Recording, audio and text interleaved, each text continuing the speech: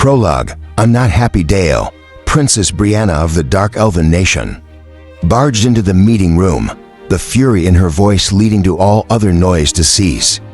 Do you know why I am unhappy? Dale was sitting at the head of a long table that had been expressly designed for the council, the sharp words being directed at him, singling him out though the room was full. Grated against his overstressed mind, it showed in his snappish response. Please allow me to guess. Nothing would make me happier than playing games. Right now, could it be? You are unhappy because nearly every human government has been toppled. At the same time, would it be the fact that the necromantic army now controls almost all of the remaining humans, and we don't know what is going to occur to them? Maybe your dismay is because the High Elves were able to drive our adversaries back, and we were not. You can't believe that. The general population would hold that against us. Tyler, the only non-cultivator on the council, looked around nervously at the important people filling the space. We aren't even a full fighting force. This was a dungeon for beginners only a few months ago. I'm still in shock that we lost Frank. High Mages. Amber sighed and leaned back into her chair, though it was impossible for her to get sore from remaining seated too long. He was the only reason we didn't have high-ranked guild leaders. Sniffing around looking for scraps, Dale nodded at that. I am already having trouble dealing with the guild. The main branch is trying to send a replacement and is demanding to have a vote on my council. I gave Frank that position because he earned it, not because of his guild membership. Now I saw Frank's final moments, and I am still surprised that a single, chanceless invasion was enough to kill him. I had it on good authority that he was in the ranks, but now I am hearing conflicting reports. Putting his face into his hands, Dale continued speaking. Apparently it was well known that he was in the B ranks. I even knew that at one point, but I remember being told very specifically that he was in the ranks nearly the first time I met him. Does anyone know what his actual cultivation was? If he was a ranked, are the individual steps in each rank that much more potent? If not, I thought that their equal power levels would make it much harder for one of them to gain the upper hand. Can anyone explain what happened? I'm sorry, did you say equal power levels in the ranks? That is not a thing. Even at the same rank, the power levels vary wildly. Madame Chandra, the ranked cultivator who owned the Pleasure House restaurant in town, was frowning at him and had a slight tinge of pity bleeding through her tone. Dale, do you remember when I told you that I trained Frank for almost a decade?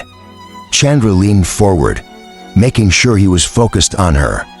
Dale nodded sharply, and she continued. Frank was a B-rank mage. He was not a high magister, or he would have held a much more important position in the guild. A position far too high for what was a backwater dungeon like this. Who told you that he was a ranked? Dale thought back, his eyes narrowing when he finally remembered. Hans. Of course it was Hans. I'm going to kick his. It's likely that he was trying to wow you. Dale, what would the difference between A and B rank be for you if you were in the F ranks? Don't be too hard on him. Just understand where your confusion comes from and rectify the issue. Chandra sighed and pulled another report toward herself. Also, I'd still like to learn how you got back into town. I know that portal collapsed, and by all accounts, you died. Are you finally willing to explain yourself? I'm not. Dale firmly announced his decision. The other people in the room, including scribes, couriers, and even the servers who had brought lunch, all slunk back into their normal positions or started walking again. This was a rumor that all of them had heard, and each had heard gossip wilder than anything they could imagine to be true. To be fair, only one of them was overly imaginative, and he was pretty close to guessing correctly. How are we progressing on talks between the various races? Do we have any information on how to arrange a counter attack against the necromancers? Excuse me. Brianna lightly rapped her knuckles on the table, leaving a small dent in reinforced marble. Dale rolled his eyes. That was the 5th time that had happened. He'd need to get an Earth mage to come over and fix it. Yet again. Did we forget the reason this conversation is happening? Please, Brianna, tell us why you aren't happy. Dale tried to placate the B-ranked assassin princess. Speaking in a loud voice, she took a moment and tried to lock eyes with all the members. At the table, it's been 3 weeks since the battle. Not only have we not made any progress in finding a base of operations or launching a counter-initiative, do you know what I saw? When I looked off this floating island, ocean, we are no longer over the continental. The dungeon is running away. Chapter 1. I felt the need to fix a problem. But none of the beings around me could provide ideas or results fast or varied enough to help me. They still needed to sleep for celestial sake. Since my mana concept is an amalgamation of all other principles of mana, I decided to try my figurative hand at using a bit of creativity mana if I hadn't found out that there was a higher tier. In the last second it would have been my top pick, so why not explore it? My thoughts were along this line. Why should I be the only one who comes up with the ideas? All the time I could just be the one who creates, the being that comes up with the solution for a change. I first tried making the screaming rocks a bit more imaginative, but that just made their screams more varied and explosive, with mixed reactions that were hard to replicate. From there, I found that the bashers did not take well to creation, mana altering their structure, since they had no intelligence in the first place. On an unrelated note, they did start growing mohawks, braids and other colored patterns in their fur. After that I tried on a willing Bob. Sadly, after a hefty dose of creativity, Bob just wanted to paint the dungeon walls, and then he cut off his own ear. Who knew creativity could be so hard to manage? Since the main issue is that I didn't want to have to actively devote attention to listening to speeches made by all the various sources of bad ideas. I created a quill which could write by itself after a few failed attempts, where it would just endlessly draw a picture of itself. Drawing itself, it seemed to enjoy recursion. I finally got it to start writing words instead. Nothing on its own, but it would write out anything spoken in the area around it. Progress. Cal, pay attention to what I am saying. Danny was shouting at me. I blinked and looked around. Had I just been dreaming, or was that a vision of some sort? I don't dream, I don't lose focus like that. Something was going on. It is time for an intervention. Oh, come on. You want me to intervene? It's so cute though. I knew exactly what she was talking about, but I thought it was harmless fun. Our newest addition, a tiny wisp named Grace, was zipping around the dungeon, driving the cats wild. Take the susceptibility of normal cats to moving lights, add on the alluring power of wisps, and you might have an idea of what we were dealing with. Combine that with a limited ability to order the mobs to play with her. Oh, just let her play. She isn't hurting anyone. She just LED over a dozen cats. Into 2 different adventuring parties, they were slaughtered. She shouldn't see that sort of thing at her age. Danny was turning from purple pink to purple red, showing me that she was becoming actually angry. Instead of playfully angry, are you ignoring me in there? I meant that she wasn't hurting anyone. That mattered, I clarified for my lovely bonded wisp. She was so funny sometimes. Sure, she was more empathetic now, especially since each day wasn't a struggle to gain enough essence to survive on, and she was a parent now. Cow. Oh, she was now enunciating, and I knew for sure that she was serious. Time to get to work, I'm on it. I ordered the cats back to their rooms, then pouted a bit when Grace looked around and saw all of her friends wandering off without her. Her light dimmed, making me feel like a lousy core. She couldn't speak yet, but her emotions were easy to understand just by looking at her. Since I knew that Danny wasn't looking, I generated some air-lined essence and sent it into the tiny ball of light. Knowing that it would tickle her, I couldn't do this very often, because it had a similar effect on her that candy did on human children. Sure enough, soon The wisp was zipping around the lower level at high speeds. Leaving her to play, I turned my attention to Bob. My goblin shaman was busy working on a multitude of projects for me, and it was time to see what was working. Great Spirit. Bob was now sensitive enough to the fluctuations of mana around himself to be able to detect when my full attention was resting on him. Hi there, Bob. How are we doing? I looked at what he was working on, a map, and was impressed by the level of detail shown. On the vellum rendering, decent, and by that I mean that we are getting close. Bob pointed at the map. Where tiny golden lines were traced out, there is a spot here where we should be getting a large amount of essence due to ley lines converging and expanding. But instead we are only getting a trickle of power. As you know, I am not entirely certain what is there, but I do know that this is an issue that needs to be fixed. We need to find a way to scout ahead. We could be moving towards something that could swat us out of the air. Like a fly. Agreed, we'll be extra careful as we get closer. But this needs to happen. This was supposed to be a new node for the increased expansion of the ley lines. I can only think of one or two things that could be taking all of that essence. But my bet is that it is a dungeon of some sort, if there is a single entity there. A monster or some such that can absorb all that power. We will have a much harder time taking control of the area. I looked over the map a bit longer, doing a double take, when I saw that the golden lines had expanded a tiny bit. Ah yes, this is actually enchanted to update as your ley lines expand. Thank you again for access to that book of runes. All the Bobs have been able to make excellent progress on various utility and war inscriptions. Bob gestured at the map. For instance, this map is not hand-drawn. We are taking an image through a core and having the map update based on what we know and can see. The less well-detailed areas are what we have taken from various standard maps, and those areas change as we go along and gather data. Very impressive, Bob. I tried to think about any other use for this map, but decided to leave it to him and went to work on other projects I had been tinkering with and altering a few of the floors as we flew. And what were currently the bottom two levels were coming along nicely. They were platforms connected by various paths, and each platform had a guardian based on the concept of mana, represented by the connections that LED'd at each platform. There were multiple ways to arrive at each guardian, denoting the myriad ways to attain each combination of essence, the knowledge of which would allow for more natural ascension. That was a mouthful.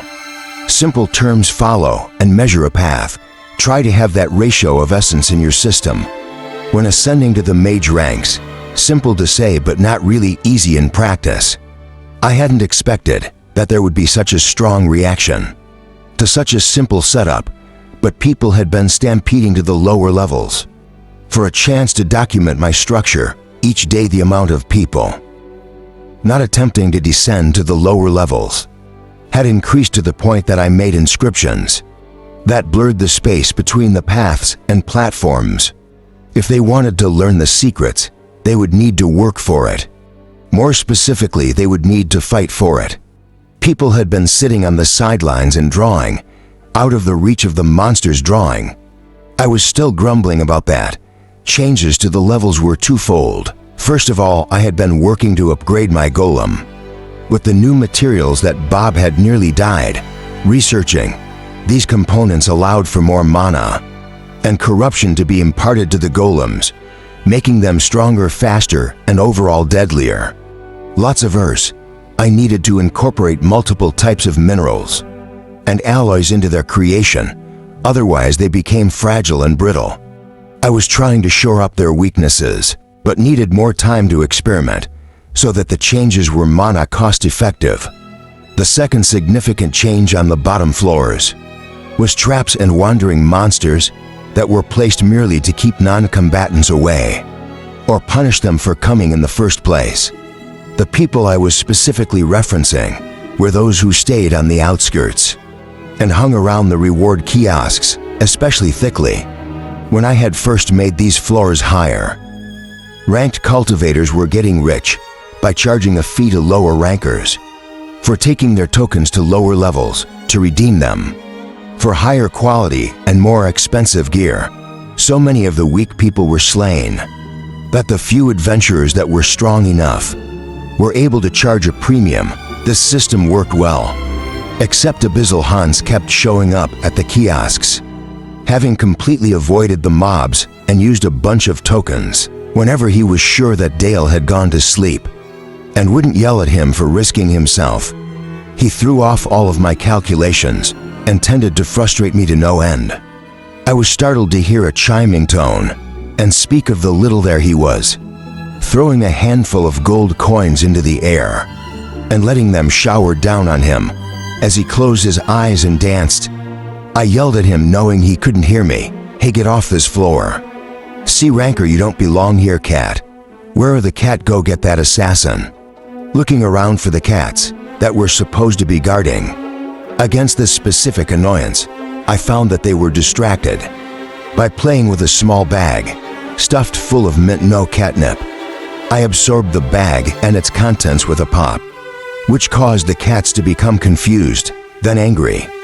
They looked around for Hans, as did I, so I could send them after him. But all I saw was the shimmer of a closing portal.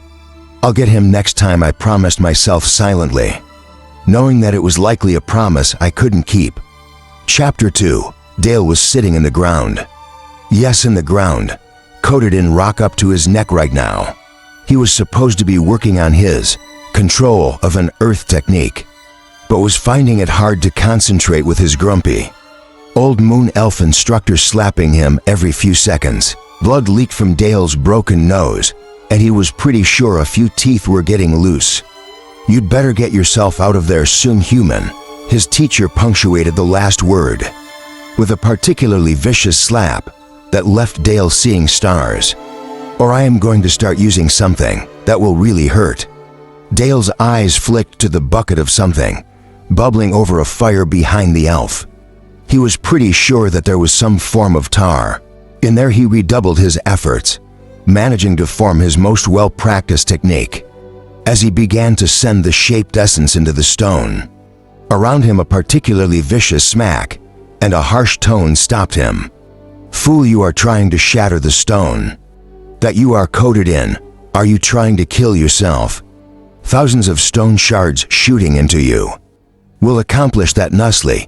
You'll probably think you're a wit, but you're only half right. Stop trying to cut corners and do this properly." The verbal abuse kept mounting, and the slaps began increasing in severity to the point Dale was actually worried that he would be killed from one of the blows if they continued. With a burst of inspiration and power, Dale shoved the stone away from him, unlike the barely controlled explosion of energy. Leaving his body, the stone sank away smoothly. The slaps and acidic voice stopped, and Dale was allowed to clamber out of the hole he had been in. Finally, the elf seemed to be more exhausted than Dale was. But Dale knew the elf was at least a mage, and so must have been acting. "You have finally taken your first step upon non-somatic casting. Now do you understand that?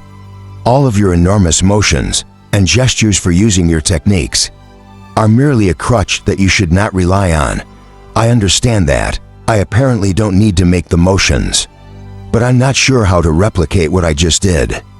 Dale winced as he spoke, knowing that it was likely that the pain would soon begin again. The elf glared at him, only relaxing after Dale was fully panic sweating. "Good, after all, that is what this training is for. Now that you have had a taste of the proper way to use your essence, it will be easier for you to accept the teachings we will impart to you. Once something is shown to be possible, the body and mind will accept it much more easily. Let's continue with the next exercise. But you may need some pain reduction if we are to continue, Stefan. Get over here and administer a swelling reduction potion." He needs to be able to see for this next part. A man Dale had never met before came walking over at what seemed to be a laborious pace for him. Dale had never seen someone who embodied Absolute exhaustion like this Stefan did. Did I hear pain relief? Don't worry about that, I changed my mind. Swelling reduction only. Yes, Dark Lord. Stefan groaned as he reached into a bag at his side. Dale honestly thought the man might be a zombie. I have been making up more potions, but we are busy, Stefan. When you graduate from pharmacist to alchemist, we will speak again. Until then, you are just an assistant and will be regarded as such. The moon elf's tone was bland, but his words were so sharp.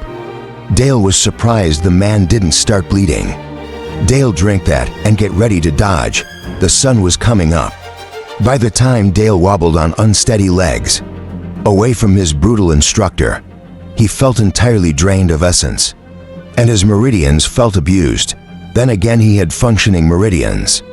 So he really shouldn't be complaining too much. Overusing the ability to crush and absorb the power in cores had caused him to burn out his meridians, which had led to his recent death.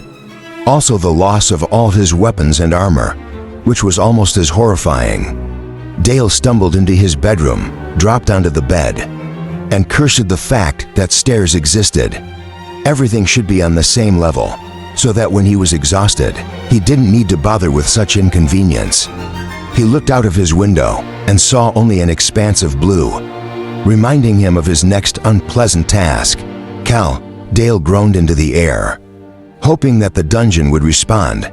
Before he passed out, they had recently discovered that they were originally the same person and had been trying to get on better terms. It had been a very confusing time and involved a portal through time and space, generated via chaos, something they literally could not intend to happen. Had happened. On the plus side, Dale no longer had an irrational fear of the dungeon. Cal, buddy, my other half, we need to talk. Hello there, Dale. The voice resounded in Dale's head. By the way, I wouldn't call you half. Maybe, I don't know. My other 10th 1/18th. You always say the nicest things. Dale closed his eyes, the stone ceiling above him, not interesting enough to continue, keeping his eyes open to stare at. Question for you, why are we out over the ocean? Instead of hunting the undead and their masters, about that look. As much as I'm mentally ready to go seeking revenge, the only success we had was against the reserve units that were holding a decimated city. This master guy is the strongest necromancer in the world, most likely, and has a bunch of other people that aren't that far off from his own strength. I'm circling the issue here, but the fact of the matter is that we aren't actually strong enough to fight him. Even indirectly, we don't have a single S-rank individual on the entire island. Should we call this flying mountain an island? We do have a lake, the voice trailed off. So Dale hurried to keep the dungeon's attention. Cal, hey, don't go running off, this is Mountain Dale. Dale waited a moment, but there was no instant response. So he decided to play along. How about a Skyland, combined sky and island? And I think you are the only one. Oh, I like that. What about a Neverland, because I'm never going to land? The voice was back, so Dale quickly jumped into conversation. I don't think people would call us a Neverland. They don't have any context for understanding the name. Plus, what happens if someday you have to touch down? Listen, Cal, I need a few more details from you about why we are out over the ocean. Dale paused and stopped speaking entirely. Something that he knew bothered the dungeon. It did not like to waste time. Ah, fine. When our souls rejoined, I got all of your memories. And I feel like you got at least a portion of mine. Right? Dale nodded in confirmation. All right, listen. The ley lines that I have been creating to regulate the world's essence and mana should eventually cover the surface of the entire planet, then it will dig. Getting to the center of the planet eventually. That part will take a long time, decades at least. But the surface should be covered in mere weeks. Something is blocking the advancement of the lines, and we are on our way to destroy it. I say something, but this is happening in multiple locations, so some things I see. So this will benefit you and indirectly us, correct? Dale spoke thoughtfully. Also, even the memories I did get from you are vanishing. Fleshy memory devices, terrible design. As for the blockage, this particular annoyance is sitting at the crossroads of a half-dozen lines. When it is removed, I estimate that the surface essence on Mountain Dale will increase in density by 30%. It'll go even higher in the deep layers of myself, so less indirectly beneficial and more instant gratification. Speaking of real nice pick for naming the mountain. You narcissist, why not Mountain Cal? Pretty sure I get that arrogant tendency from you. Dale muttered while tapping at his mattress. That's a pretty large benefit. I should be able to get the others to calm down. With that information, I have a small issue though. If there is something we need to fight at this location, I have nothing to fight with or defend myself with. You want me to fix every little issue you have. You have money, go buy some gear. Dale rolled his eyes at this statement. We both know that there isn't anyone that can match the quality of the gear you are able to provide. If I leave here and die outside of your influence, you lose a chunk of your soul and I am gone forever. Dale knew this argument was guaranteed to produce results. The dungeon was nothing. If not concerned about self-preservation, and adding on flattery didn't hurt. You do have a tendency to die for just no reason. Yeah, fine, you have a good point, take a nap. I'll think of something.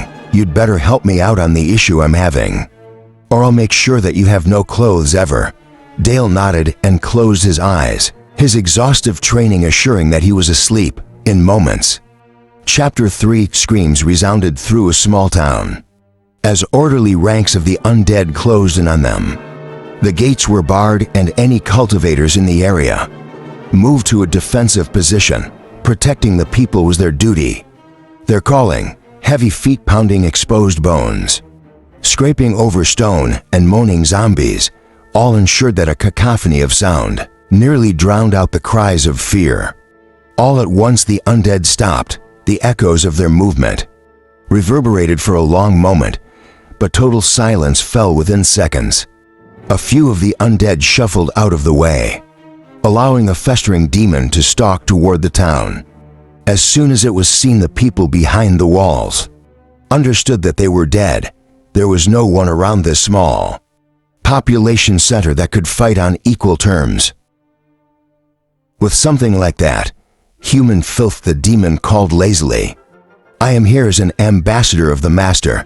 I have been instructed to give you all a choice. You are to join us or you will die. These are your only options. And not choosing or delaying will ensure your demise. You have 1 minute to answer. Frantic shouting came from the town. And as the seconds ticked away, they became more furious and louder. The demon decided that enough time had passed and spoke once more. Your choice. There was a pause. But then one of the people on the wall shouted, We'll never join you. Incorrect. But I am so glad that was your choice. The demon took a step forward, and the ranks of the dead did the same.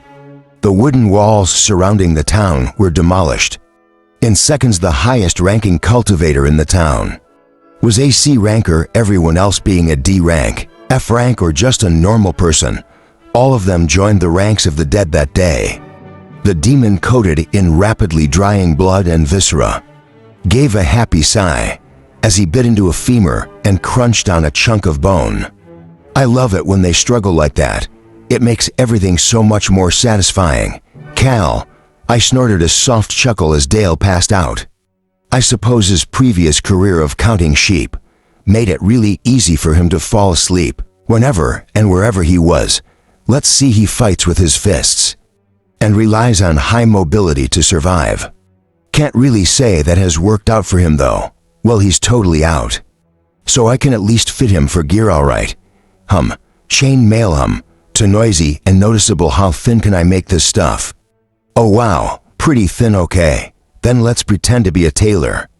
I can't believe I'm going to spend all this time making him armor. So boring, could be building a new floor right now. I continued to grumble as I spun aluminum thread into a set of silvery clothes.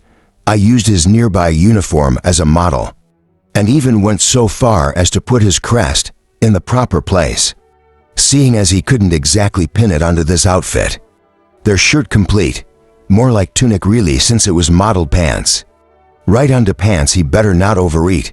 These can't be altered after I make them. Not that he could gain much weight, thanks to his constant need for nutrients right now.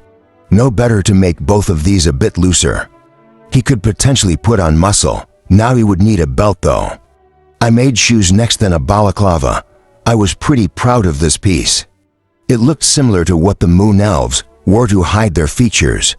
And since the material was so thin, Dale could wear it around his neck and still have it hidden beneath his collar. When it wasn't in use, when he needed to protect his head, he could just pull it up and have it cover his entire head. There was a layered portion, so he could leave his eyes uncovered if he wanted to. But given the fact that eyes were such a weak point, I wanted to give him the option to protect them. Gloves came next. But I made the material much more sturdy and rigid, turning them into battle gauntlets. He would need to take them off when he didn't want to be in combat. So I added a hook for them to hang on his belt, in the same place a weapon, such as a sword or mace, would typically go.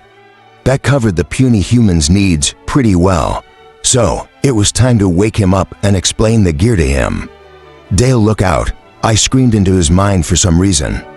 He woke up violently, a wave of earth essence rippling out from him and shattering the walls, floor and ceiling around his bed. I was actually impressed. That would have caused serious harm to anyone that was actually trying to get the jump on him. Of course he was showered with rubble, but was still mostly unharmed, since I had created the armor around his sleeping form. Out he coughed weightily as a large chunk of stone landed on him. Oh right, this gear mainly protected against piercing and slashing effects. Sadly, it wouldn't do too well against kinetic impact. You really need something sturdier for that. He should go get armor that would fit over this. Though his mobility was his strength. Hey there. I'd like you to tell me what you think about your brand. New armor, I called happily into his mind. Dale repeated obnoxiously. Seriously, he did it to himself. Just where is it? You are already wearing it. Can you really not see your armor? Exactly as I had hoped for. No one should suspect that. He was covered in a continent's ransom of mithril. I can see that I am wearing an odd head wrap and gloves. Did you make my armor invisible? Dale voiced quizzically. I understand you are just waking up, but please regain your standard level of intellect. Your clothes, Dale, they look totally normal to you, yes. Well, they are made of mithril. That head wrap rolls down to be a thin cloth around your neck, and the gauntlets have a chunk of unbelievably essence. Conductive minerals wrapped in mithril to create 3 wedges on each glove. In order: earth, fire infernal on the left glove, wind water, celestial on the right to help you out. They are color-coded. Direct your techniques through those, and they should amplify the damage. 2 levels you can't manage otherwise. I paused a moment to let him admire his new weapons, then continued to praise myself. The entirety of your armor has 2 layers. The top layer should funnel any affinity typed attack into the second layer, which should absorb the essence out of the blow. You could stand in a gout of pure fire for 10 minutes without getting warm, at least until the cores collecting the essence are full. Then you burn. Side note, basically, you can't be stabbed while wearing this clothing. No, wait, correction though, nothing is going to cut you. People can still stab you. Let's see.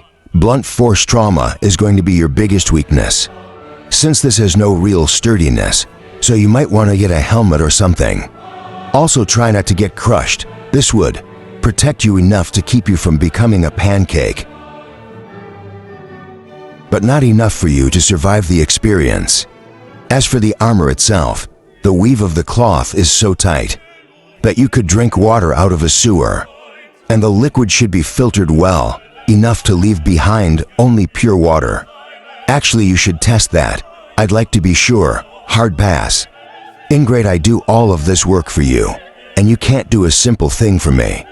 Why can't you make some armor to go over this? That will help if something hits me. Dale kept the whine from his voice, but I still detected it. I decided to show my ire with words. Just so you know, you ungrateful aspect of me. It took the essence equivalent of 14 C-ranked people dying in the dungeon to create this armor for you. Mithril is not cheap to charge with power, even though you seem to think I should be. Tossing it to anyone who wants it, you can. Thank the newest wisp down here for the contribution. Also, there were 2 groups that just got wiped out on the 3rd floor, just so that you could be a bit more protected. You killed 2 parties of people to make this. Dale looked down at his clothing with disgust. Make me armor, do it with your personal energy supply. Don't hurt anyone else, make up your mind, Dale. Nothing is free. How about you just try not to lose this armor and actually make sure to wear it instead of just complaining? It's already made after all. Good luck, I really had to go. There were lots of things to get done, and Dale talked really slowly. Maybe it wasn't that he spoke slowly. It could be that the enhanced cognition and processing speed associated with not only being a mage, but also being a dungeon core, caused everyone to seem so slow. Well, not my fault. They couldn't keep up. I had golems to design. Well, that wasn't strictly accurate. The golems were designed, but I was continuing to fail at creating a more potent version of them. I had some greater success with the golem, controlled by the mind of a bunny-loving elf that had died here. But while she was an impressive fighter, there were just too many flaws in her body. Mainly she was fragile, well, certainly not to an average person, but to a mage that was able to make the trek to her. My boss was a challenge to them, sure, but not a serious one. The issue was, I hadn't been lying when I said that mithril was expensive to make, and that was the only thing I could think of right now that would increase her durability. That created a problem for me, because if she was defeated and taken as treasure, while coated in mithril, someone would be walking away with a vast power investment. She just wasn't deadly enough to justify the potential loss to fix my issues. I was trying to boost the density of mana packed into golems by using our newly discovered materials, but at a certain point they would just explode. Maybe all I should do was cover her in inscriptions and give her armor and maybe a few weapons. She knew how to fight and her body never tired. I sighed gently. It was becoming harder to create creatures uniquely suited to destroying my enemies. Perhaps, maybe I should be focusing on empowering myself. Instead of my creatures, should I meditate on my law acme, the concept of perfection itself, for a few decades? Now I decided to go make my traps more deadly instead. Chapter 4. Well, I know now why we are going the wrong way. Dale mentioned to the counselors at the morning's pre-conference meeting. Hopefully this information would be beneficial for the morning's post-conference meeting, and maybe even inspire people to be polite at the luncheon. For the afternoon's pre-afternoon forum, Dale was sick to his stomach as he realized how many meetings he was forced to attend on a daily basis. As I understand it, there's a dungeon that we are moving toward. If we take the core from this dungeon and feed it to ours, we can expect a 30% increase in unaligned essence. On the surface of Mountain Dale, Madame Chandra rolled her eyes and spoke in an uncharacteristically sharp tone. Now we are going to be doing the dungeon's dirty work. How will this help our goals? Were you able to get the dungeon to make any concessions for our assistance in this matter? Dale thought about the incredible armor that he had gained for himself and felt a bit guilty that he had something that he wouldn't be sharing with the people that were relying on him. I felt that having an understanding of what was happening, coupled with the benefit that we will see from increased essence, would be enough. Realistically, what can we do right now?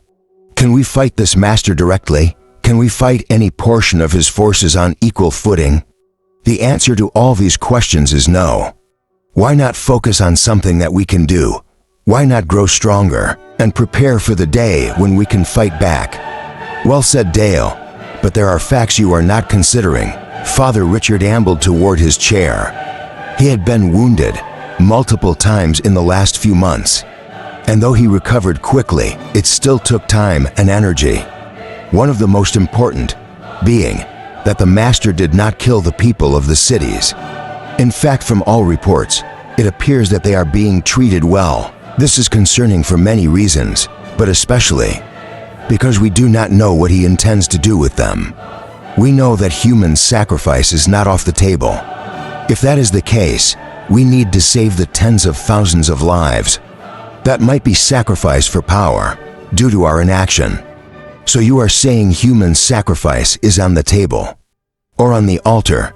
Dale looked around the solemn faces, his coy smile slipping. I'm very tired. Madame Chandra glanced around the room with bloodshot eyes. Or it could be that the master does not intend to hurt them in any way, for goodness sake.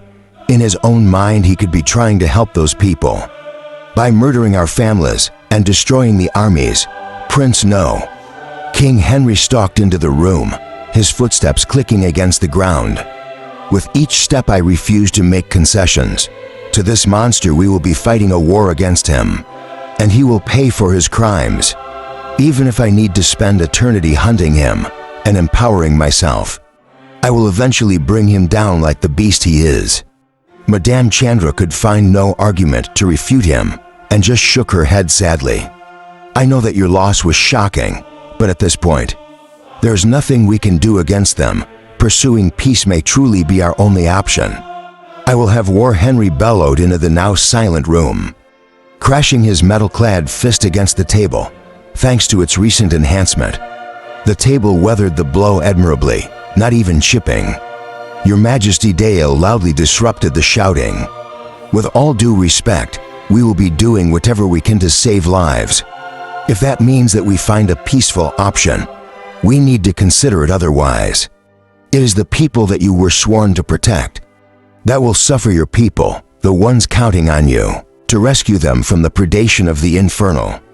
Please think on that, Your Majesty. You people don't.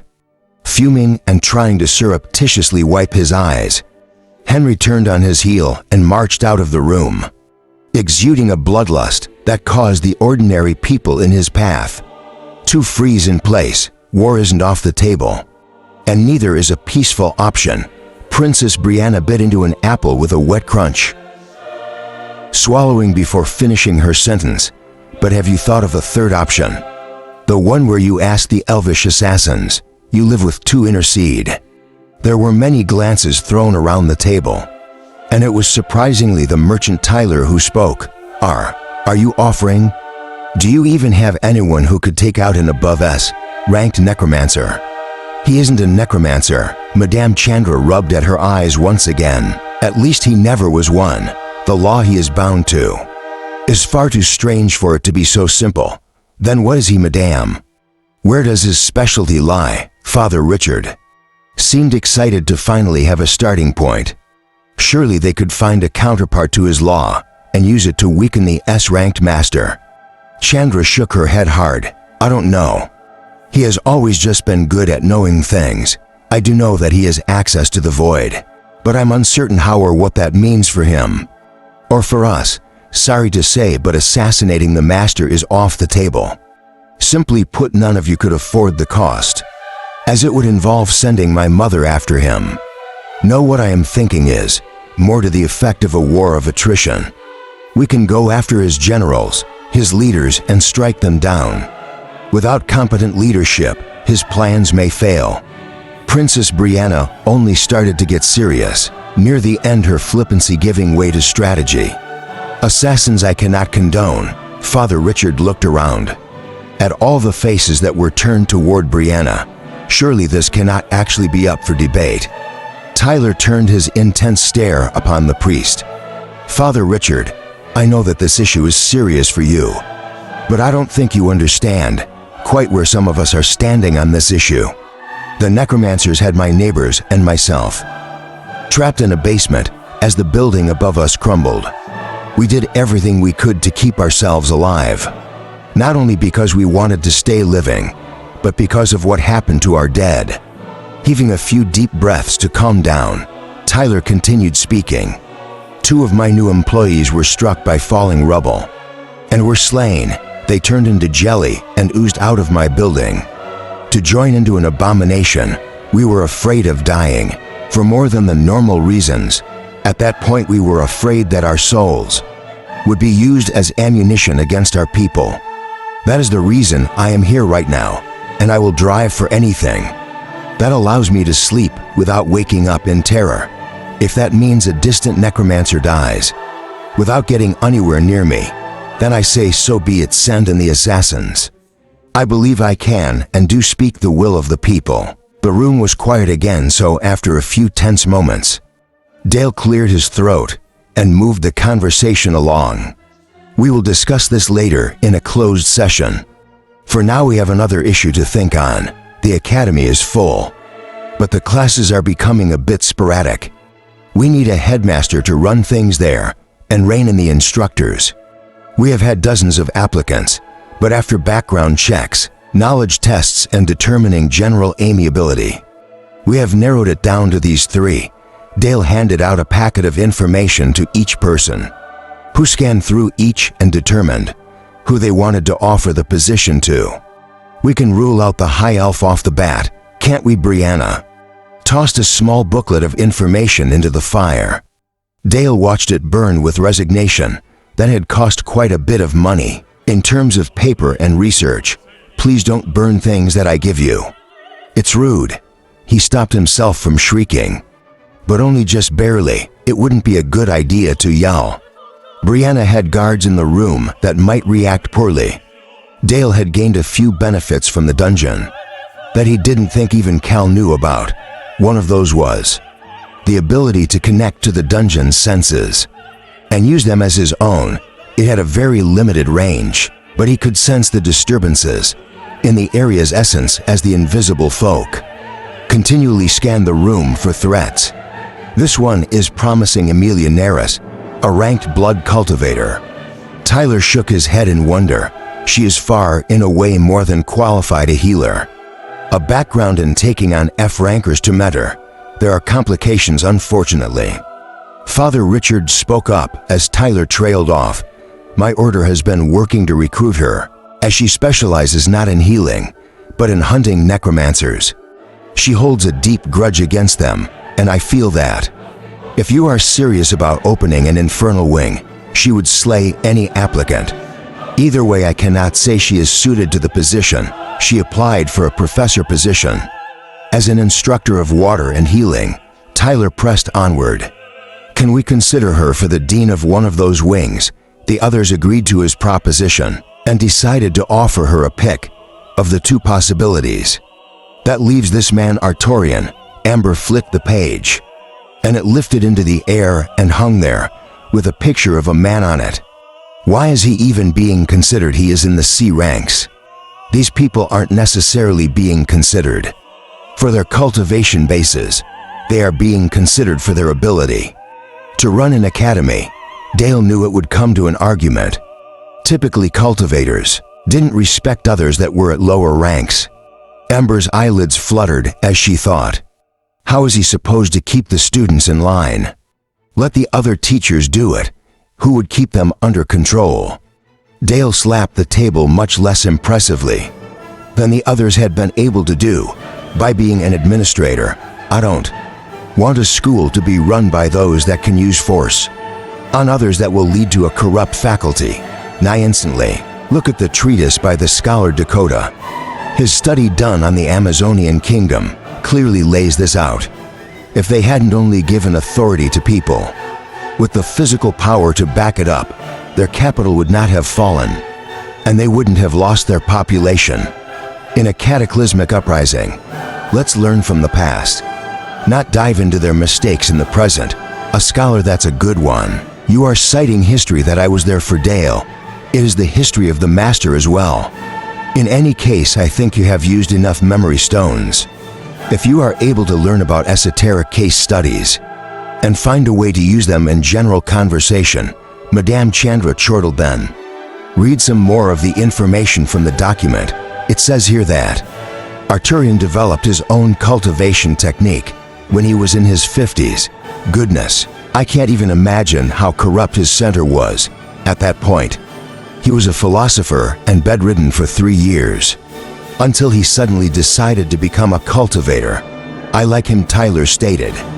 As the others silently read, Brianna shrugged. "At least he isn't the high elf. I say go for it. We'll give him a 3-month probationary period." Then Dale stated with relief, "We're finally done.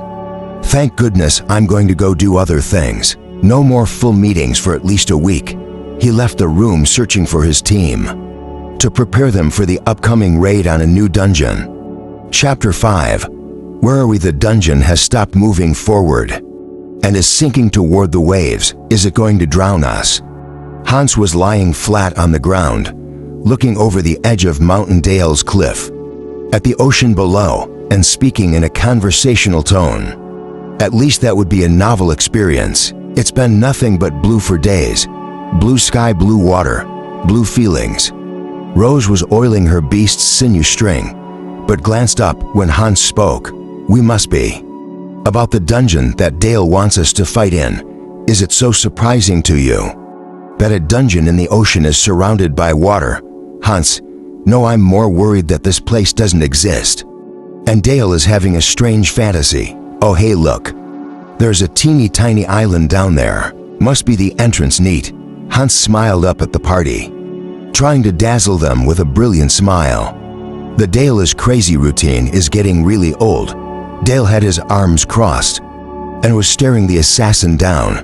"We have seen definite proof that I am not making this stuff up." Hans ignored him and looked over the edge once more. "I'd say that we have about 10 minutes before we get close enough to survive the fall. Not sure why. We are going to jump off the cliff instead of going down the path to the flat area. Sure, we save time.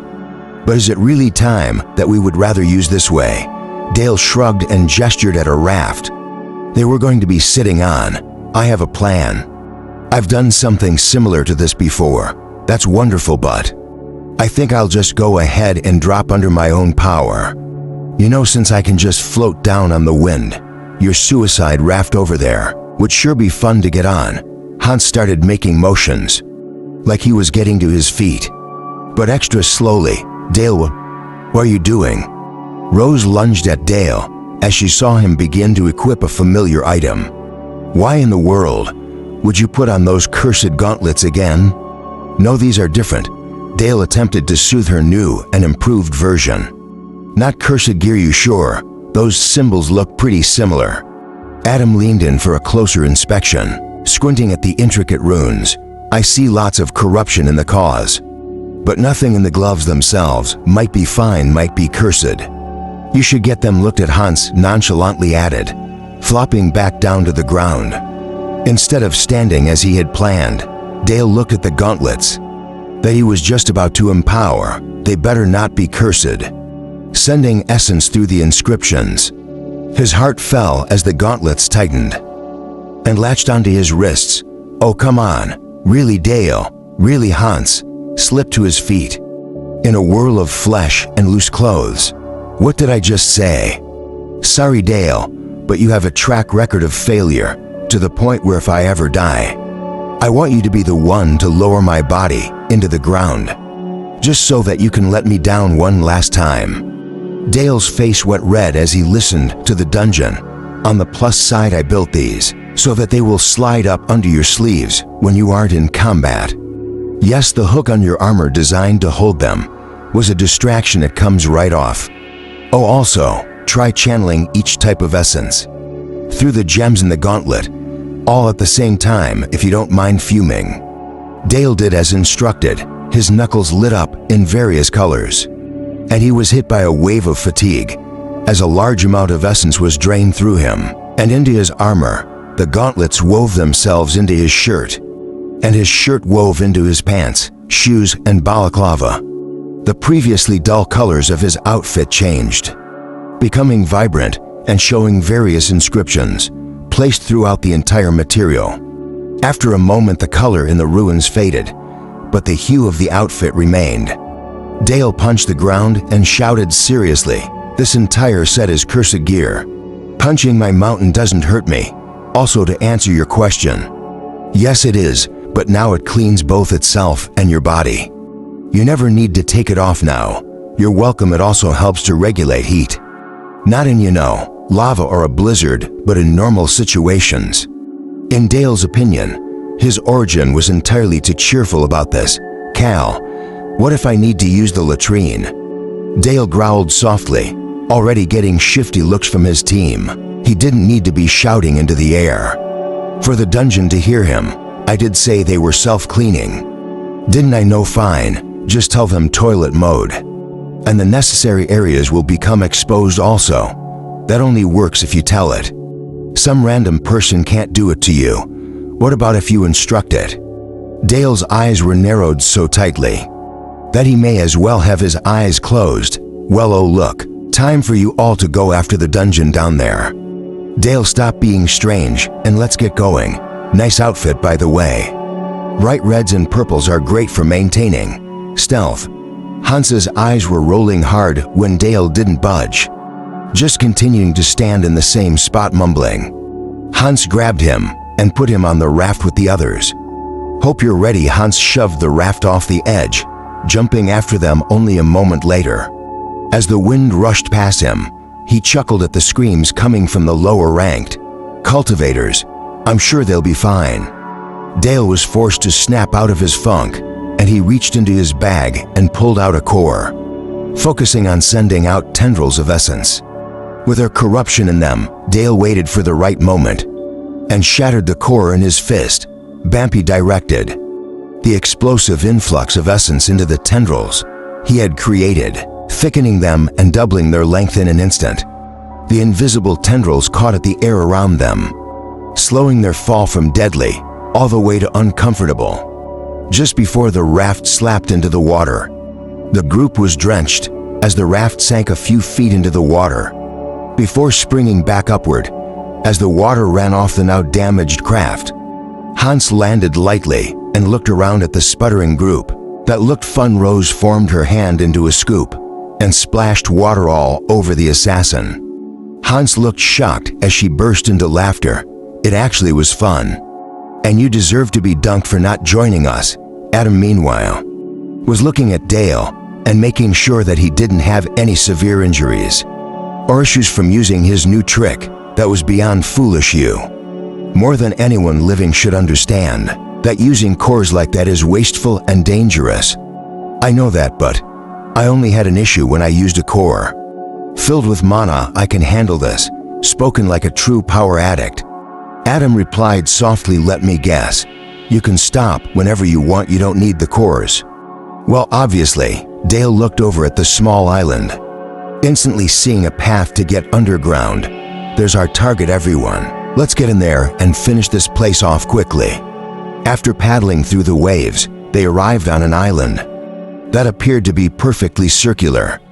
Only sand and palm trees were present, and the trees were on either side of what seemed to be a ramp, sloping down into the unknown.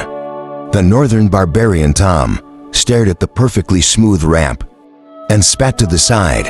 "Hey, you think a human has ever gone in there before? I think this could be difficult for all sorts of reasons we aren't considering. Maybe we should allow another team, trained professionals, to scout the dungeon below. Unfortunately, we don't have that kind of time." Dale adjusted his gauntlets and strode into the ground. "If there is something we can't handle, we will just have to deal with." Turning around, they walked on the downward slope, interested to see that there was decent lighting in the area. It was shimmering and reflecting off the water, but they could see where they were walking. As they entered the first floor, it was clear that the walkways were mainly natural formations from the tide moving through the area. Tide pools filled a vast cavern, various life forms in the shallows. "See any traps?" Rose nudged Hans, who was looking around with a smile on his face. "None. This is the only dungeon I've ever seen that has traps and creatures only designed to prey on the environment. Look at this." Hans pointed at a pool where a huge moray eel was zipping around. "If we fall in the water, we might be in trouble, but we are apparently totally safe on the sandbar." With this being said, they moved through the cavern and avoided fighting. In all but one instance, they had to ford a small stream to get to the next downward sloping ramp and an oversized piranha tried to go for their legs. Dale punched it several times, each strike breaking through scales and allowing him to tear essence away from it and into himself. When the fish died, a small item drop appeared 7 feet away. Hans rushed over and looked at it, rolling his eyes, before tossing the item into the water behind them. Fish food. Hans sighed and trudged toward the ramp. Unsurprisingly, the rewards are things that are useless to us. Most attackers here are fish, so the rewards are tasty fish food. I hate it here already. Down the ramp they went, and after a few turns, the air began to get moist and musty. Walking onto the next floor, the walls opened up to reveal an expansive space. Filled with water, there was a path around the room that sloped slightly toward the water, apparently designed to direct any liquid to flow down into the pool for them. It was a convenient path to avoid the vast shapes moving under the surface below them. This entire place is stuffed with water essence. Rose commented carelessly. Dale seriously. Even though we are on a mission, you might as well take in some of this. It's obvious that no one has ever cultivated here. I will at the exit of this floor. Let's make sure not to get caught off guard, because we haven't really needed to fight yet. Dale was uneasy. This is a dungeon, and it should certainly have something to defend itself with soon. Something that could fight us on at least equal terms. The essence in here is just too dense not to have some powerfully evolved creatures, so we can't forget to stay vigilant. True, very true. Hans looked around the cavern, yawning and fiddling with his daggers. How's your aura going, by the way? Ooh, it's a gigantic frustration. Dale pulled a face and continued walking. I know how to break into the C ranks. We need to force the excess essence we collect into our bodies and aura, but for some reason, mine is expanding so slowly compared to anyone else I've ever heard of. It's actually hard to maintain expanding it when I see such poor results. Hans tapped the tip of his dagger against his teeth, producing a sound that made Rose wince. Well, I'm no Craig, but I am in the C ranks. Hey Dale, you know what makes your aura expand really fast? Impure essence. Yep. Instead of weaving a tapestry inside your body, you just add corruption and slap stones together to make a wall. There was confused silence for a moment, and right as Dale was about to ask what Hans meant, the man continued. Guess what makes people bad at cultivation and actually attaining higher ranks? You may have guessed it, corruption. You see, your essence is so pure that there is no wasted space, no extra that isn't being filled with essence. That's likely why it is going so slowly. On the positive side, when you do increase in rank, you can expect to be more powerful than others at that same level. Again, you should really talk to Craig about this.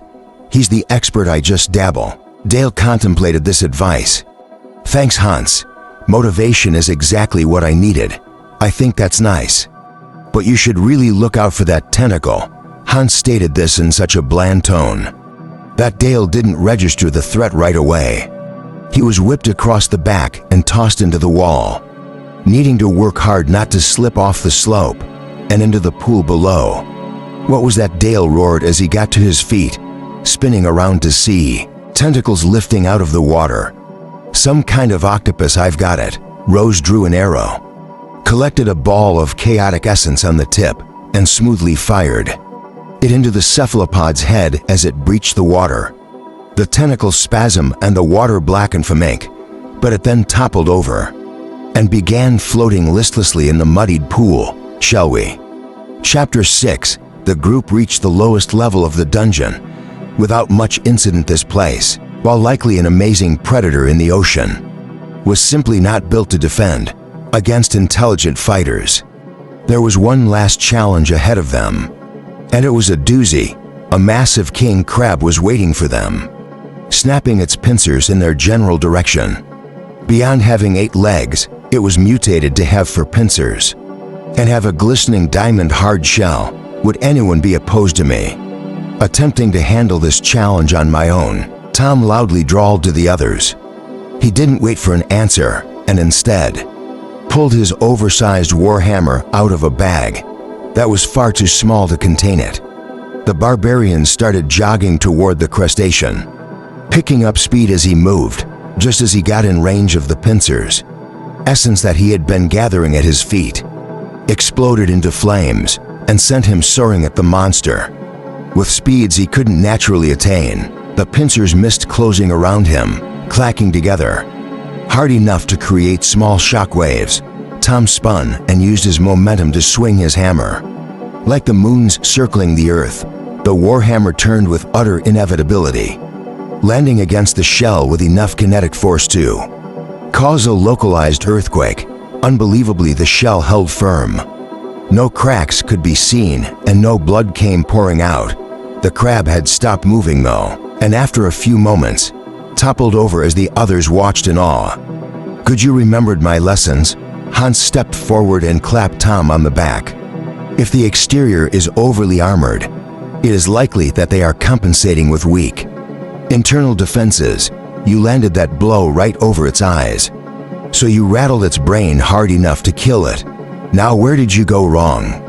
Using that ability while surrounded by water and water essence reduced the effectiveness by a great amount." Tom furrowed his brow and thought harder. "Beyond that, did I do anything wrong? You didn't make sure it was dead." Hans moved slightly, and a massive pincer was suddenly bearing down on Tom. Tom yelped, falling backward into a puddle in surprise. "Ha, gotcha." Hans was holding the pincer in front of Tom, wiggling it around, and pretending to clamp the Northman roar. "I'm just joking really though. A lot of beasts like to play dead to lure and prey. So use caution, give me 1 second. I'm gonna see if this thing has a core." "I think I found the dungeon core," Adam called from behind the crab. As Rose and Tom both fumed over Hans's antics, "Grab it and let's get out of here." Dale called over. Adam nodded and created a ring of glowing celestial essence on the end of his staff. Poking the wood underwater, he fished around for a few moments and pulled up a brightly shining blue core. After handing the large core to Dale, Adam turned and led the way back up to the surface. "What's that sound?" Rose's slightly pointed ears were twitching, and her warning was taken to heart instantly. "I think the tide is coming in," Hans calmly explained, continuing forward. A moment later his steps faltered and he looked back. "Oh, we are pretty far below sea level, and there is now a hostile dungeon. Core in your pocket, let's run." The core shouldn't be able to influence anything in the dungeon. Right now my aura should prevent it from interacting with anything. Dale bitterly complained as they ran up the ramp. Water was trickling down it, the speed and volume increasing by the second. "It doesn't need to. The tide coming in probably fills the entire dungeon twice a day." Hans shouted over the sounds of rushing water. "It probably absorbs all of it and converts it to essence. With nothing absorbing the liquid, this place will fill up and stay full." They re-entered the floor that held a miniature ocean. Noting that water was pouring in from all sides, the walkways were waterfalls now, and the water was rising rapidly. Huge shapes were in the water, and the octopus they had slain earlier was bobbing up and down as huge chunks were torn off it to be eaten by the other monsters. Hans saw what was eating their kill, and his eyebrows rose in surprise. Well, what do we have here?" Gigantic fish that Dale had never heard of were breaching the water, blowing geysers from holes on their heads. Their walkway was cut off. But Dale had another possibly foolish idea. "Follow me." He jumped off the ledge, landing lightly on the huge fish and running across it like a bridge. "Dale, you are an abyssal crazy person." Tom roared with laughter as he followed his leader in a headfirst dive off the ledge. "I love it. I get to use a fish as a bridge." The fish didn't even seem to realize that there were creatures walking on them, leading to Dale to shiver. The sheer scale of these things was terrifying, their size on par with the largest abominations he had ever seen. The thought of necromancers getting a hold of these and using their flesh and bones in an amalgamation was horrifying. Hopefully, their adversaries remained on land. "This is surprisingly efficient," Hans called as they raced against time. If they didn't get up the next ramp soon, Either the water would rise to high, or the whales would submerge themselves. In both cases, drowning would soon follow. Hans looked at the creatures they were on, with a glint in his eyes, then pulled out his daggers and murmured, "You think these things have cores?" "Hans, now may not be the time to satisfy your curiosity," Adam stated as they jumped to a new whale. This one reacted to their presence almost immediately. Beginning to thrash around, it seemed to realize that it could just go underwater. And as it nosedove, the people ran up its tail and jumped, landing on the ledge next to the ramp. Water was pouring down from the upper level, but they were able to power through the current with their enhanced bodies.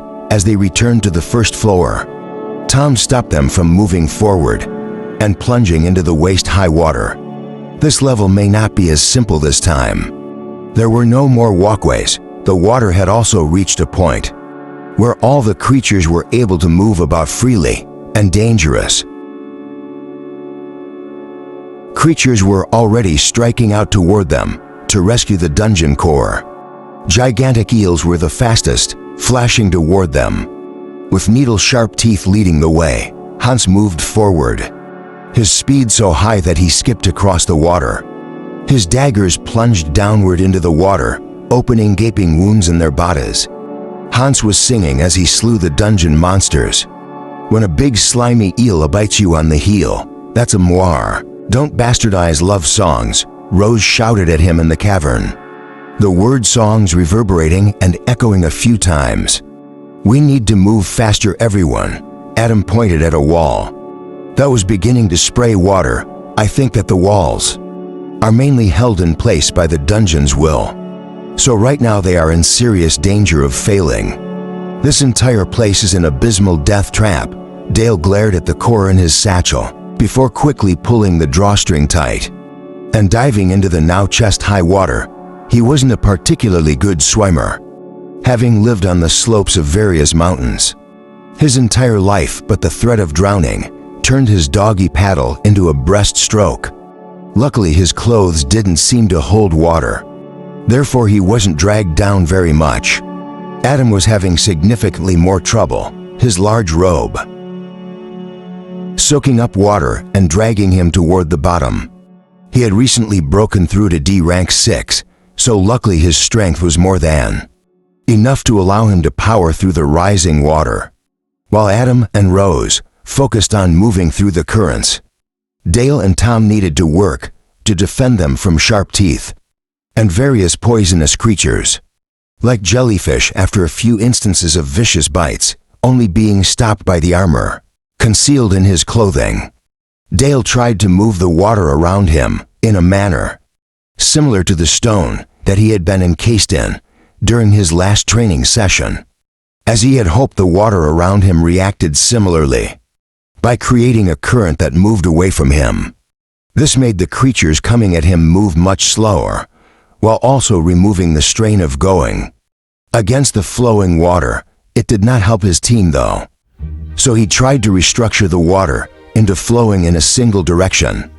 It worked to a small degree, but creating functions that work exactly as you want them to was an exhaustingly tricky, time-consuming, and potentially dangerous process.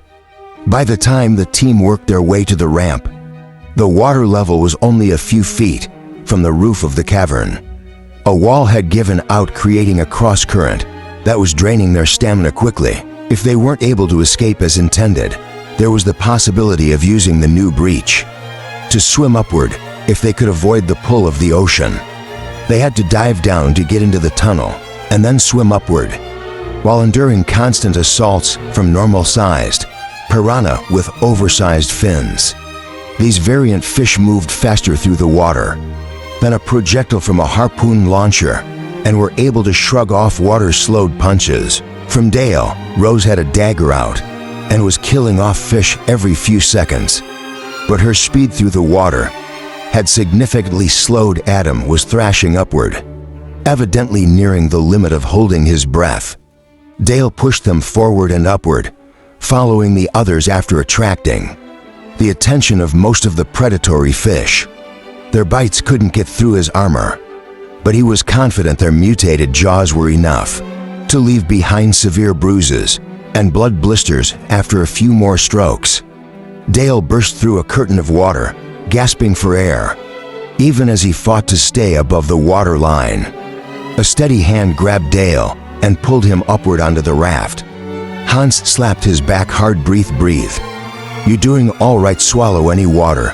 I'm fine. Dale coughed hard into his arm. Is everyone out? We're all here. Rose confirmed for him. We're caught in a whirlpool right now, so I'm uncertain how long we will be all right.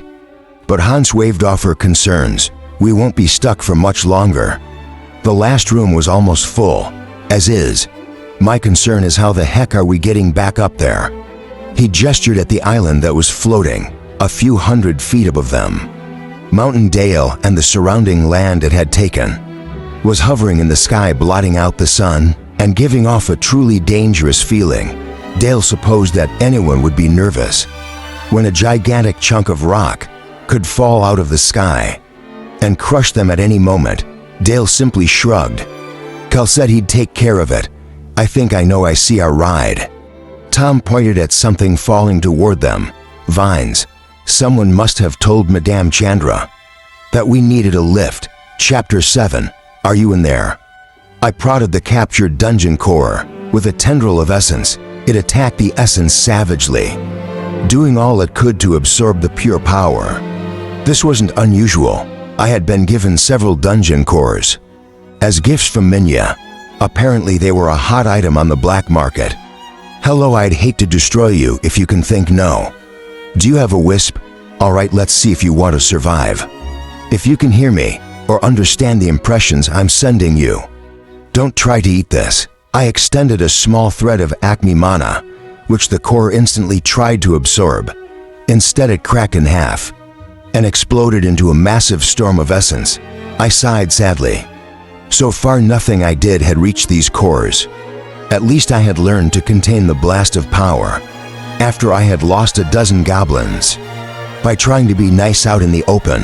Now essence only raged through a room designed to contain it, and the power was swiftly pulled through the dungeon, purified, and used to empower the various mechanisms of my traps and spawners. Any remainder came to me as a tasty treat. Not even enough to be called a snack. This core had been C-ranked, but the mind had been from something like a shark. If it had ever had a wisp, it had eaten it long ago. This core had been decades away from achieving capabilities needed to actually think, and would have required nurturing that no one, especially me, was willing to commit to. Ah well. I was glad that Dale had handed the core over to me. Right away I had been seriously concerned that he would do something foolish, like attempt to absorb it himself. Maybe coming back and forming a complete soul had imparted some wisdom or extra intelligence to him. I didn't know for sure, but I was interested in what was going to occur next. According to all available texts and rumors, when a core was torn out of a dungeon, one of three things would happen. The first option was usually the most likely, where the backlash of losing the controlling core would kill all of the mobs, turning the creature with the highest ranked core into the new dungeon core. This made the dungeon into a new, weaker version. This wouldn't occur here, as far as I could tell from Dale's story. There should only be one creature in there with a core, and Hans had taken it. The second option was that the accumulated essence would be released into the environment, slowly mutating and empowering the nearby everything. Even the water could gain some mystical properties. That was the least likely option normally, because option no 3 was the apparent go-to in this scenario. The accumulated power was released all at once. Boom. Cataclysm. Mona storms, cats and dogs living together peacefully. Rain turning into diamonds, also fire. Lots of fire, and in almost every circumstance, I was trying to avoid this, because I was attempting to create a fourth option in what I was unbiasedly calling the best case. Cal option. My ley lines would insert themselves and regulate the various essences in the area. There was already a framework all around the dungeon's location, and now that there wasn't an active influence, eating away at my inscriptions. They should be working to connect and drain the excess essence into my dungeon. Even though I was directly above the dead dungeon, the power wouldn't reach me for several days. It would follow the ley lines back to my mountain's original location. Then the condensed essence would pour through a small portal that connected me to my growing reservoir of essence. I say reservoir, but it was currently more like a funnel. There was hardly any essence in there, as I was able to absorb it as fast as it appeared. Maybe it would accumulate over time as my network of lines connected fully. But for now it just waited. The Skyland was starting to move again, but as always, it gained speed just as quickly as it slowed down. Eventually I would be able to make the entire thing a part of my dungeon, but that was going more slowly than I liked. At least I had boundaries and a goal for myself. Eat entire mountain, tearing it out of the earth, and making it fly was one thing, but most of the essence I would need to use to expand my influence went instead to keeping the place afloat. I looked at the shattered remnants of the dead dungeon core one last time before absorbing them. Now that this task was out of the way and navigation, Bob had charted a course to our next destination. It was time to try out some of my new features that sounded better than killer golems and deadly traps, right? Oh, and before that, there was another group going to challenge Manny, the man-eating Manticore. This should be fun. The 5 mages looked fresh, determined, and excited for the battle that they would be fighting. They must have come to this floor via key gem and portal, and seemed to think that they were going to get a sneak attack off on the floor boss. This made me chuckle darkly. Manny knew they were coming. Manny was waiting. Manny was hungry. This thing is in the B ranks, right? One of the men was polishing a weapon that gleamed in the sparse light of the room. I had no idea why he was doing so. Even I couldn't see any imperfections on the surface of the blade, although the edge could have used a bit of sharpening. Yabby 1, if the new info is correct, these people must be in the B ranks at least. But I was thoroughly uncertain how they got the key gem. Either they bought it or stole it, and since I had never seen them before, I had no idea what form their mana would take. On the plus side, they were seemingly unaware that most of my creatures were far stronger than others of their same ranking. Any of my mobs in the B ranks had at least rudimentary intelligence, which translated into adaptive fighting styles. Cats could pounce and many could skewer you by sliding his tail through a hole in the wall or floor and ambushing you. He had also learned a new trick where he waited on the mirrored ceiling and dropped rocks on people. Shouldn't be an issue. Let's get the bounty and check out the next floor. Not too many people have the Manticore key gem, so getting down to the next floor is costing an arm and a leg. This came from a man who was the apparent leader of the group, although it seemed that there was some contention, as another spoke nearly instantly. Better than paying with an actual arm or leg, this man sneered at the leader, making me happier with every passing second. Contention in the group that should make this easier. The leader rolled his eyes and jumped back as a projection of light appeared. In the air before them, it wasn't anything malicious, mainly because I couldn't seem to weaponize the illusion, but it held some information that Manager Bob collected for me. This boss has a 40% pass rate. What does that even know? The words changed. For every 10 prepared parties that enter, only 4 groups survive. Then what's this challenge rating? I growled to myself at that. I had made Bob update the list after Chandra came down here and killed Manny, all by herself to gather exotic meats. The challenge rating meant that people who fought and won a hard-fought battle earned more and had a higher spot on the leaderboard than people who might come down with a group of ranked people and blow my Manticore to smithereens. Who cares? Let's do this and get moving. They pushed open the massive door and stepped through into the boss battle arena. Manny was waiting for them patiently, sitting on the floor and staring at the approaching mages It is so scared that it's just waiting to die. Let's oblige him, boys. The sneering man ran forward, plainly attempting to steal command. Out from under his current leader, two of the other men cursed and darted forward to join Mr. Speedy Man. But the leader, and what must be their group's healer, didn't move. Something's wrong. The healer was trembling as he stared at the Manzakori. I can sense no mana from that beast. Boss, you need to call them back. Boss, the healer looked over, just as the man he was talking to slipped to the ground. Before the healer could shout a warning, a potently poisoned spike tore into his back. He slumped to the floor, joining his leader on the ground. The charging men got in range of the Mantor, who seemed to be almost smirking at them. It didn't even bother to move, as a mana-infused sword sliced through the air and stabbed into a mirror.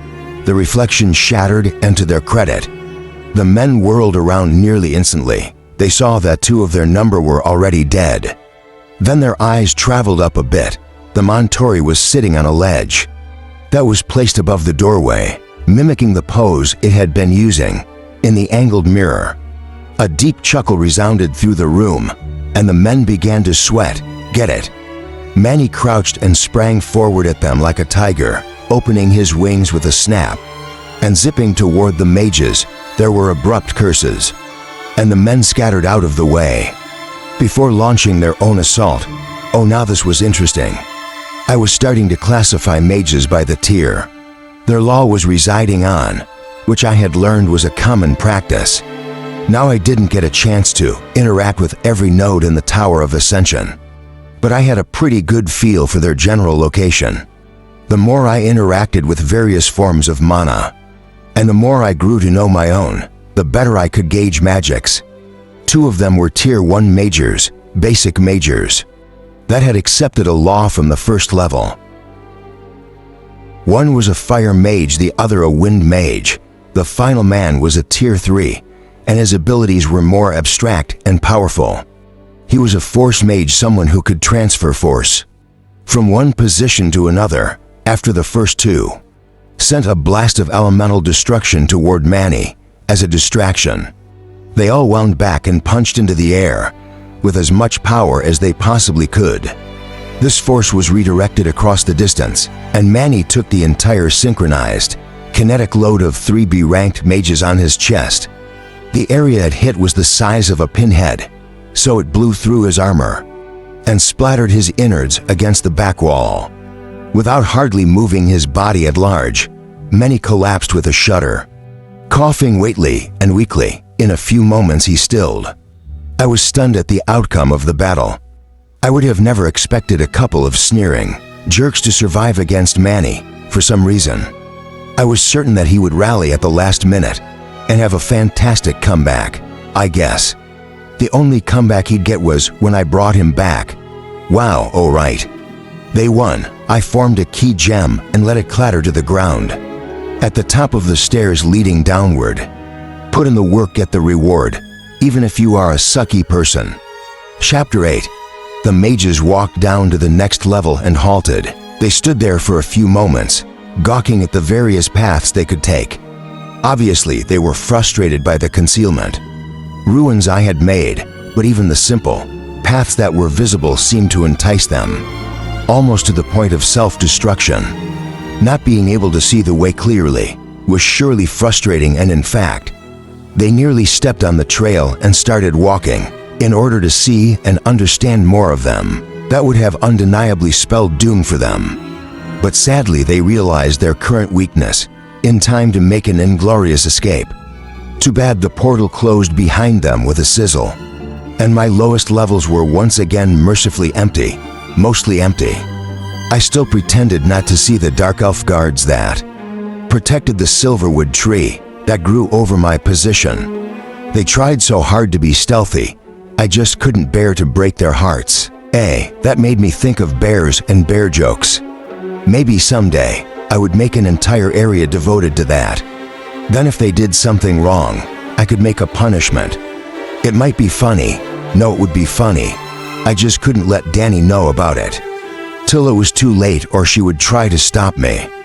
I briefly glanced upward, looking over the first few levels, and smiling at the massive amount of fighters that were moving around the area. I usually left those floors to be managed by the Bobs, but it was fun to see all these students struggling against bashers.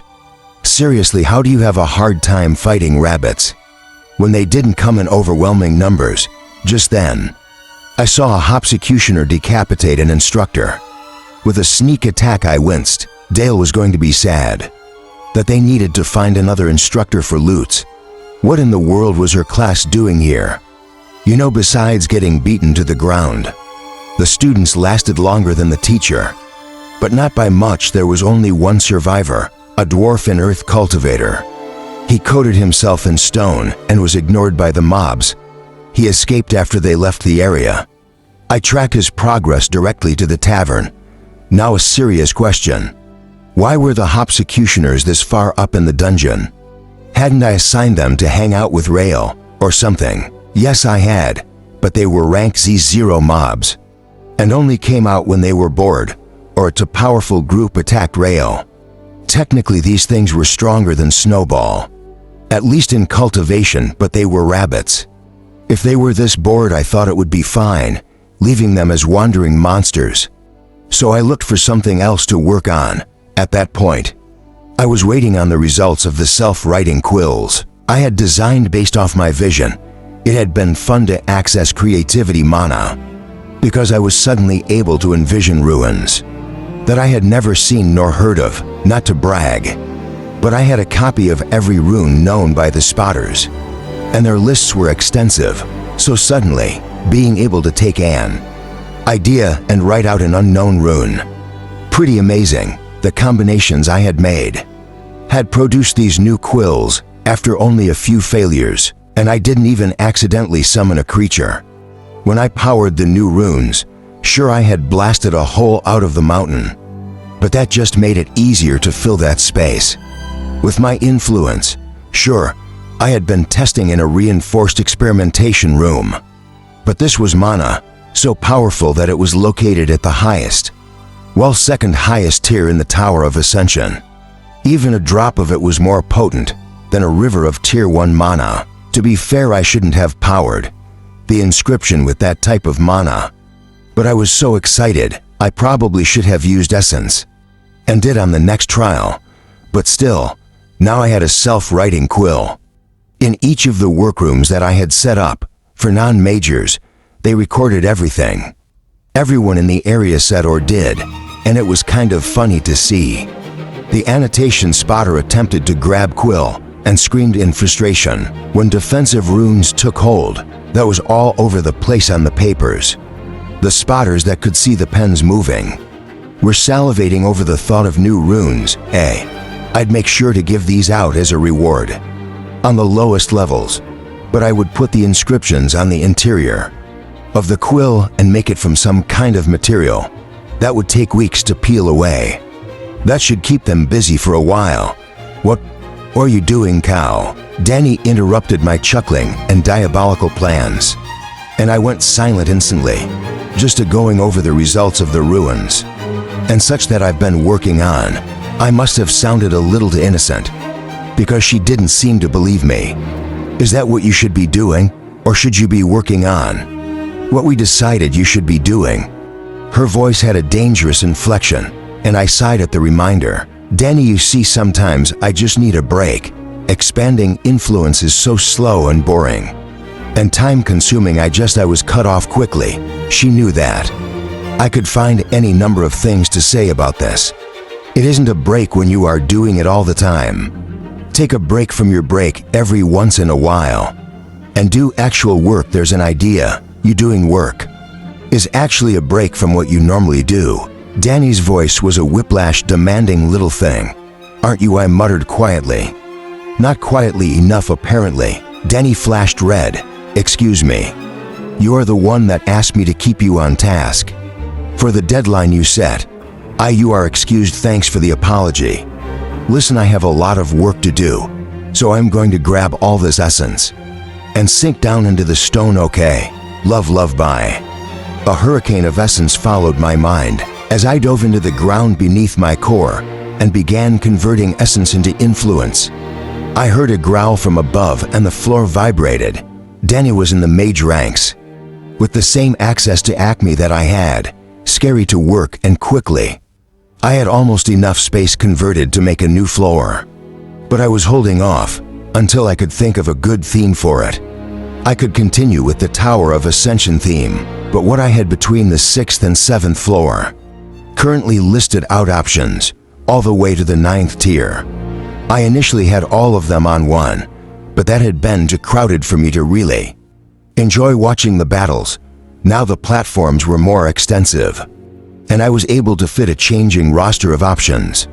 Onto each floor, I had only seen the beings besides myself that were in the upper tiers, hinting at the fact that most people couldn't get to that point. It made a certain kind of sense. As I had climbed the tower, the concepts became more abstract and powerful. At a certain point, a fleshy brain wouldn't be able to turn away from the deepest desires of their mind and would suddenly wake up bound to a law. I would bet money, if it had any value to me, that most people who got to those tiers blocked out the memories of the other things they had seen. Heck, I wanted to block out a few of them. Madness had been so alluring. It had an innocence, a compelling, sweet sound, but it had been full of rotten corruption. The dichotomy threatened to damage my mind if I thought on it too hard.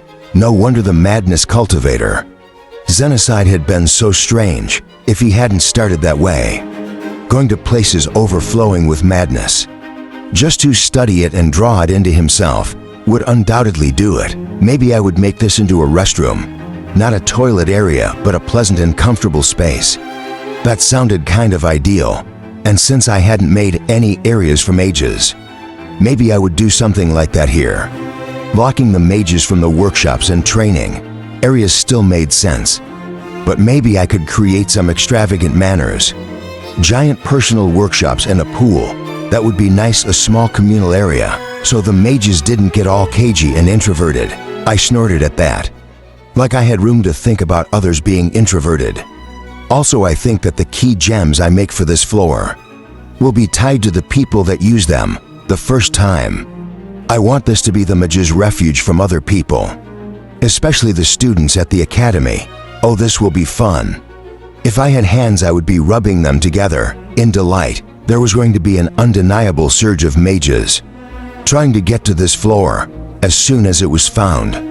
With all the people that had been running here, from the necromancers, all of the uppity nobles, and all the students, space on the surface was being rented at a premium.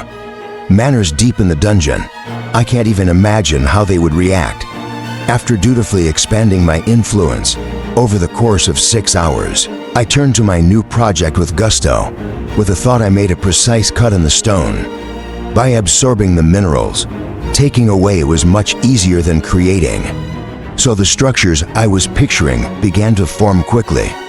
It looked like giant slabs of rock were falling and vanishing, revealing stone frameworks for buildings that had been there all along. Oh, this was going to be fun. Chapter 9. Dale was back to training, which is all he seemed to do these days. Practice meetings and just a hint of harrowing danger from charging into an unknown dungeon with the intent to kill it. His moon elf instructor had nearly killed him outright when he learned that Dale had gone into the oceanic dungeon, and after doling out a severe beating, he had been forcing Dale to fight against monsters constantly. This was Monster No. 15, and Dale was already coughing blood from the repeated body blows he had taken. During earlier fights, the beast charged him, and thanks to having to swollen eyelids, Dale didn't see this fast enough to dodge. He wasn't sure what this creature was, but it had reasonably simple characteristics. It was all teeth and claws, had 6 legs, and was surprisingly light. The being hopped on his chest and started tearing into him, or at least it was trying to. Dale's clothes had no tears, abrasions, or even loose threads. He could feel nasty bruises forming under the paths of the claws and teeth, but was able to grab the thing and squeeze, crying in a cross between piteous and furious. The animal struggled even harder for a long moment. Before a snap resounded through the area, the creature fell limp. And Dale slid to the ground as well, completely exhausted. Let's see here, the dungeon wanted me to do it. I needed to get the dungeon core and give it to the dungeon. It was something I was supposed to do myself. The moon elf was ticking things off on his fingers as he recited parts of earlier conversations. We are going to try again, and if the answer doesn't satisfy me, I am going to let something nastier in. Now tell me again, why you went into an unknown dungeon with a team in the C or D ranks, with no backup, and without explaining it to the people relying on you. Dale sighed and dragged himself to his feet. I have no excuse. It was a bad idea, and it won't occur again. The moon elf stared at him, nodding, after a few long seconds. That was the correct answer finally. I thought we were going to be here all night. He pulled a lever and a small gate opened. Out of the gate came a yowling flesh cat from the lower levels of the dungeon. It pounced at Dale, its essence ability, tearing open his skin and ignoring his armor entirely. As it slashed hooked claws at him, Dale twisted away from the cat, returning the assault with one of his own. His fist hit the cat, and the studded knuckles broke its skin. The cat had a strange expression on its face, as the blood in its body lurked and churned. Away from the normal paths it would be taking, a huge bruise formed on the hairless beast, before it collapsed, but when it did, Dale angrily tore it open and pulled out a core. Glaring up at the elf, he asked a simple question. Why I told you that if your answer didn't satisfy me, I would let a monster in. Just because your answer was correct, he trailed off, pulling another lever and making Dale blanch. Thank goodness this time, it revealed an exit from the training area. The academy had built this as a handy invention. Great for letting people test their limits. How do you feel, Dale? Do you feel that your limits have been tested? Dale frowned, feeling at his core. It was almost completely drained, leaving only a depressingly small trickle of essence running through his body. I certainly feel like I'm completely exhausted. If that's what you are getting at, I have almost no essence remaining, and I haven't slept in 39 hours. My limits feel tested, yes. The moon elf sneered at him. Good.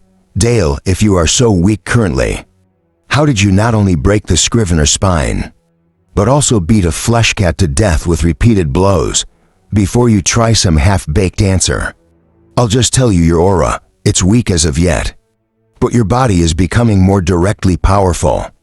All of this was without using essence directly, which means you are becoming formidable, not to mention the hand-to-hand combat style you have been learning is the most effective style for killing. Without a weapon that currently exists, now there is another aspect to the aura that you have been building throughout your body and in your immediate surroundings. He paused a moment, considering his next words. Two aspects actually. First, the essence that you are inserting into your body is the path that your mana will take once you actually gain access to it. This has a different meaning to many people, but the gist of it is that mana will only empower the areas where you have stored the essence. I've seen people do a poor job of maintaining their aura, and they are torn apart when they try to move into the mage ranks. I heard that you needed motivation. I hope that covers it. Consider yourself motivated. I'm feeling it. Dale's face was green, extra queasy, at the thought that he had been ignoring his essence collection recently. Good. The elf looked away, gathering his thoughts. Second, there's a reason it is called aura and not body preparation. You've already been using what I am talking about, or your body would be significantly more singed than it currently is. By holding your essence in multiple patterns around you and infusing them with various corruption, you are able to generate elemental shielding. This is more useful than you seem to think. If your lack of attitude in practicing your shield is any indication, what I want you to do is prepare the shield you've been using to block my fire traps. Dale was relatively confident that this was another lesson that he wasn't going to like. One small issue, teacher. I am almost fully out of essence right now. The elf waved at him and growled. then sit down and cultivate you. Infernally frustrating man-child, not that it will matter much. Until you have a full aura and step into the C ranks. Whatever you manage to create will be a wispy shadow of what it will become. Glad for the respite, Dale sat and began, greedily sucking in all of the essence around him. Heedless of its natural affinity, the strange energy swirled around him, getting pulled to his body and covering him with colored lights, if you could see them. Typically this would make for a corrupted center and would hamper the future growth of anyone foolish enough to cultivate in such a manner. There were a few exceptions. In the dungeon below them, the essence was clean and had little to no corruption in it. Dale could take it a step further, as the tiny corruption cores that surrounded his central core would funnel all of the corruption away and use it to power the various cursed equipment that Dale was using. Within 5 minutes, Dale was moderately sure that he could hold his shielding in place. For a handful of minutes, so he stood, got into position, created the shield, and nodded at the elf, his instructor. Hadn't bothered to wait for the nod of confirmation. Throwing a massive fireball at the now nervous Dale, the fire washed over him, splitting around and rebounding off of his shielding. I have 3 important lessons to teach you right now. Lesson 1, like reflex like. The elf held a fireball in each hand and bounced them off each other, creating a strange watery spike. He tossed it at Dale. Lesson 2, opposites cancel. Indeed, as the water hit Dale's shield, there was a small gout of steam that rose away from the impact site, and Dale felt a bit weaker. The elf continued to speak the entire time. Dale was pondering. It is easier and less essence intensive to reflect than to cancel when canceling out another affinity. You are betting that you have put at least as much essence into your shield as your opponent is throwing at you. Lesson 3. His instructor now had a whirling tornado in his palm. He threw it at Dale, and as the wind essence brushed against the fire essence, a roaring flame scorched Dale's exposed hands as Dale cursed and shook his hand. The moon elf snickered. I love this lesson. Adjacents interact when in combat. Knowing the protections that a person has in place is the key to not only winning, but surviving. Since I knew that you had only placed fire in your defense, it was easy for me to know what would happen. There are only so many things that I can make. Dale had waited until it appeared that the moon elf was finished speaking. He had learned long ago that interrupting the elf was a recipe for a tooth-loosening slap. I have access to each of the elements, but how can I possibly know what is about to assault me? 2 things. Luckily, his instructor seemed to be in a talking mood. Instead of a beat Dale till he gets it mood, practice. You know how to look at a person and see what essence is swirling around them. You simply need to get better at interacting and understanding what that means. Now some people will intentionally misdirect you, using an element in their shield that they don't plan to use for attacking. Be wary, for all combat is a life or death situation. Honor is a joke in battle, and if I have taught you anything, I hope it is that you must do anything to survive. Winning is secondary in all cases. Next, think for a moment. If you have access to all forms of essence, what do you need to do to protect against a larger portion of them? Dale didn't respond right away, instead cursing himself for not seeing the obvious answer. Right away, I would guess that I need to combine them. Correct. You have an advantage that others can't get. Without reaching the B ranks, at a minimum the elf lifted his hands and twined together, fire and wind essence over his hands. Aura can be used for defense and attack. There are many people who focus entirely on using aura to its fullest potential. Typically these are people without access to techniques or other forms of more efficient fighting abilities. Using aura allows you to empower your body, as well as offer other simple, short to medium range means of assault, without the need for extensive training. Observe. Dale watched as the elf increased the swirl of wind, pointing his hand away from himself with his palm. Aiming at a training dummy, the assassin forcibly ejected a river of fire. that acted like a twister, creating a blazing cone that engulfed the mannequin and quickly burned away all the flammable portions. Liquid metal began to drip, and the fire suddenly stopped, sprouting from the delicate, seeming hand. Now the trick is to learn how to combine elements in your shield without doing that to your body. I'm sure you understand the inherent risk involved here. So please practice near a healer, or at least away from highly populated areas. If you plan to do something extra foolish, staring at the ruined dummy, the thought that he could have easily started a conflagration on his skin of the same intensity caused Dale's eye to twitch nervously. This had been an excellent lesson. No practicing until he was well rested and thinking clearly. Chapter 10. After getting a very rejuvenating 3 hours of sleep, Dale decided to find one of the few people he knew of that could help him with exact requirements for his shielding. "Good morning, Craig. Do you mind if I take a few minutes of your time?" The monk looked up from his breakfast of tea and broccoli, seeming a bit surprised by Dale's words. "Oh, I believe that our next session was supposed to be tomorrow. But if there is something I can help with, I am always glad to do so. Thank you. I am attempting to create aura shielding, but I'm concerned that I may damage myself. I was hoping that you could give me some information." To make this a bit easier, Dale was trying to keep his voice down.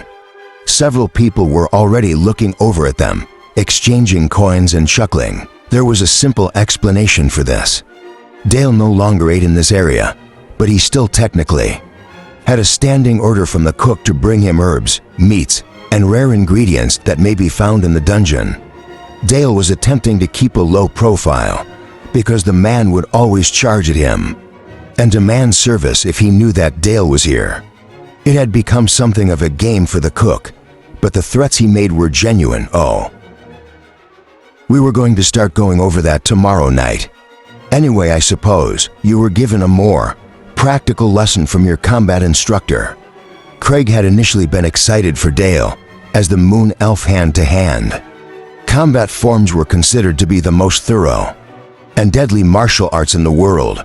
After seeing Dale's patchwork of new scars and the constant damage he sustained, Craig had grown more concerned. Not to mention he was starting to dislike the moon elf that would inflict such punishment on his former team member and current student. "I did, and I am very excited. Not to turn myself into a wreck of a person. I've died too many, I've come close to dying too many times to want to put myself into that sort of situation again. I'm also fairly certain that he is standing over in that corner, watching me, and if I were to try it alone, he may very well cut off an arm or something as punishment." Dale had gestured at a corner of the large tent they were eating in, and moments after he did so, the tent flap opened and closed by itself. "Sure, invisible freaks. I think that we can do some work on that this morning." Craig swallowed his tea, standing and walking outside with Dale by his side. He had Dale explain what he knew about shielding, nodding begrudgingly at the straightforward explanation that Dale had been given. They walked to the academy and took an entire stone room for themselves. Craig explained that learning aura control was the purpose of this room, and so it had been specially reinforced. Dale winced as helpful as this shielding sounded. No turning back now, though. He was committed to improving himself every day. "Let's begin." Craig had Dale sit down in the lotus position, then place his hands out in front of him, with his palms facing upward. The most common mistake when learning to combine elements is to use your entire body. To practice in a safe location like this, it is fine to retract your aura or focus it into your palms. Do so now. It took a few minutes because Dale had never needed to control the aura around him in this manner. Typically, it was a consistent coating of energy that was the same thickness throughout. Once he got the hang of it, it was simple to retract the aura, though it made him feel vulnerable in a way that he hadn't been expecting. He had been building his aura for weeks at this point, and it had grown to be a familiar friend that protected him from dangerous things Craig was watching closely and nodded when he saw that there was no aura leaking from Dale's body. Very good. I am surprised at your instinctive level of control. Many people have a much harder time learning to do. Even this much, I do have to say that the daily life or death training has helped me to know myself better. Dale had a rough time most days, but it was all in an effort to become stronger and protect himself, the people around him, his land, and the dungeon, which was also kind of like defending himself. But unfortunately, the memories that he had initially gained from combining with Cal had been fading day by day. He had written down a small portion of information that he had deemed essential to remembering, but in general he was back to being just Dale. He hadn't told anybody about the memories he had gained at the time and was now glad that he hadn't done so. If they wanted information, secrets, leverage, he had lost all of that by this point and would have been seen as a disreputable source. Knowing himself as only himself wasn't terrible, and what little he did remember about Cal's ability to use essence with a master's ability compelled him forward and heightened his own understanding of his skills. In everything he did, it was just a little easier to get better. Craig was now speaking, so Dale returned his attention to where it belonged.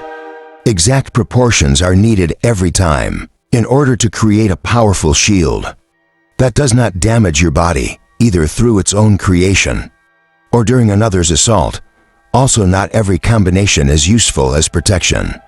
What do you mean by that? If he got a combination wrong, he could be leaving himself entirely vulnerable. It's very simple, and I can give you an example right now. Craig smiled, waved, and vanished entirely. Dale looked around uncomprehendingly when suddenly Craig's face was floating in the air in front of him. Boo! Dale flinched backward with a stifled yelp. As Craig became fully visible again, Craig smiled at him. I've been wanting to try that ever since Hans told me how much fun it was. Allow me to explain. That type of shielding is a simple interaction of fire, celestial, and water essence. The fire and water interact to make a film of steam around the body, and the celestial works to enhance this.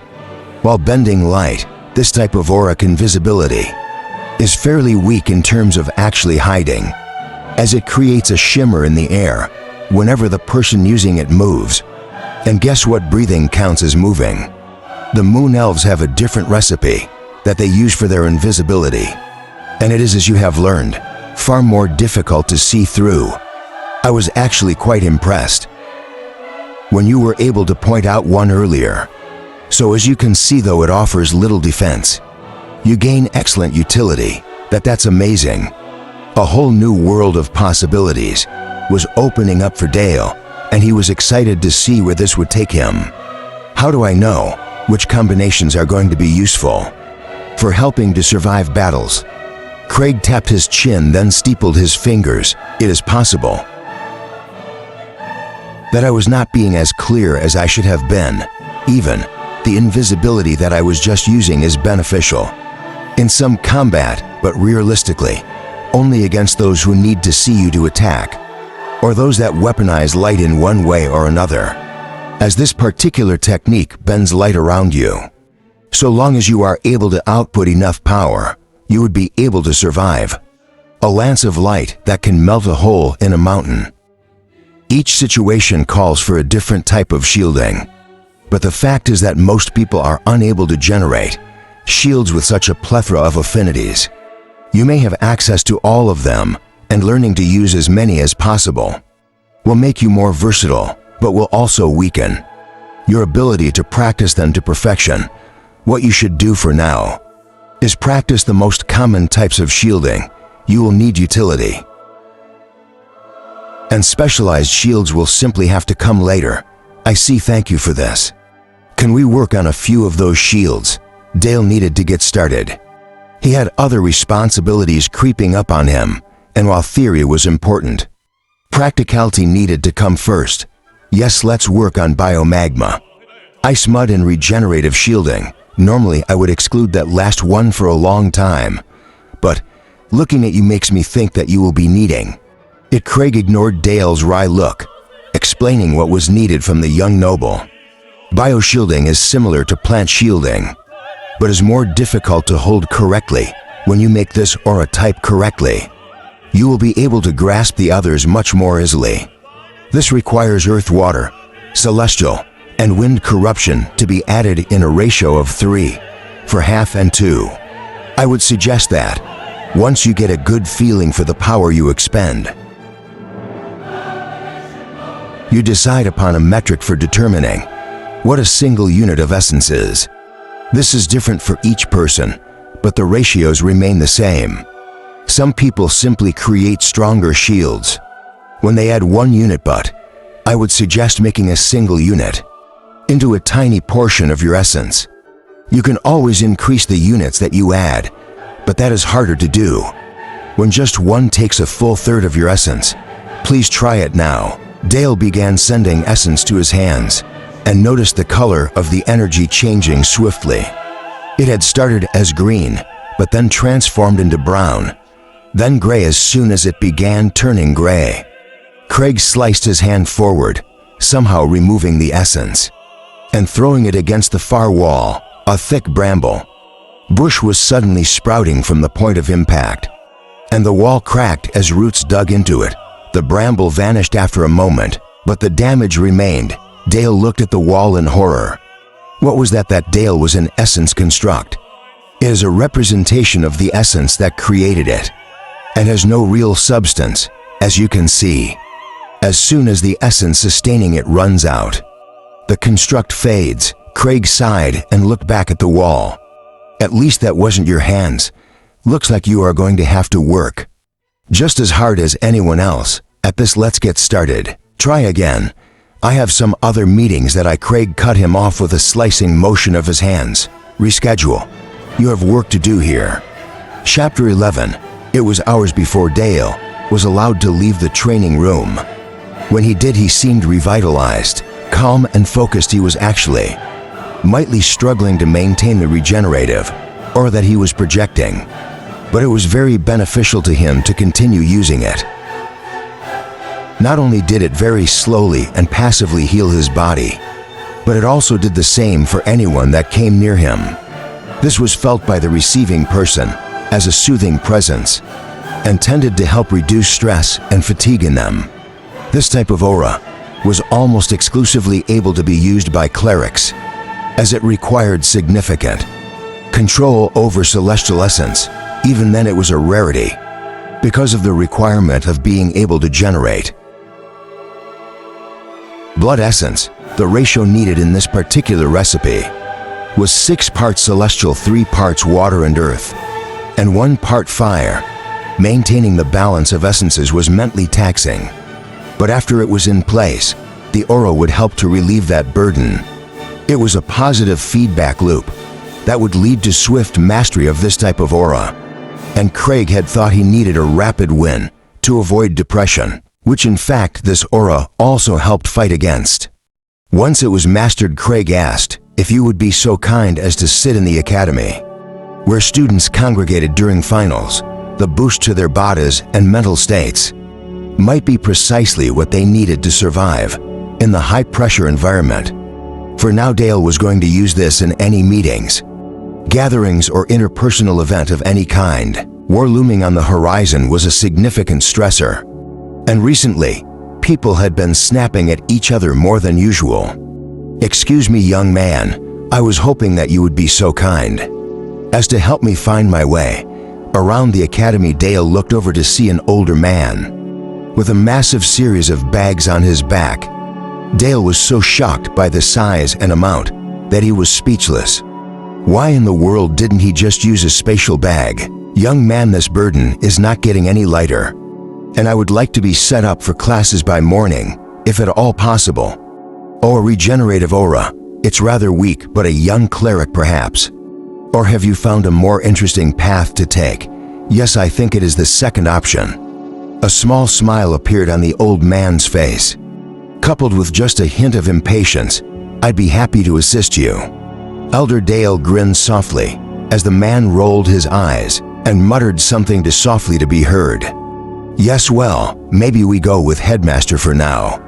Elder seems very almost condescending, with the number of mages in the area.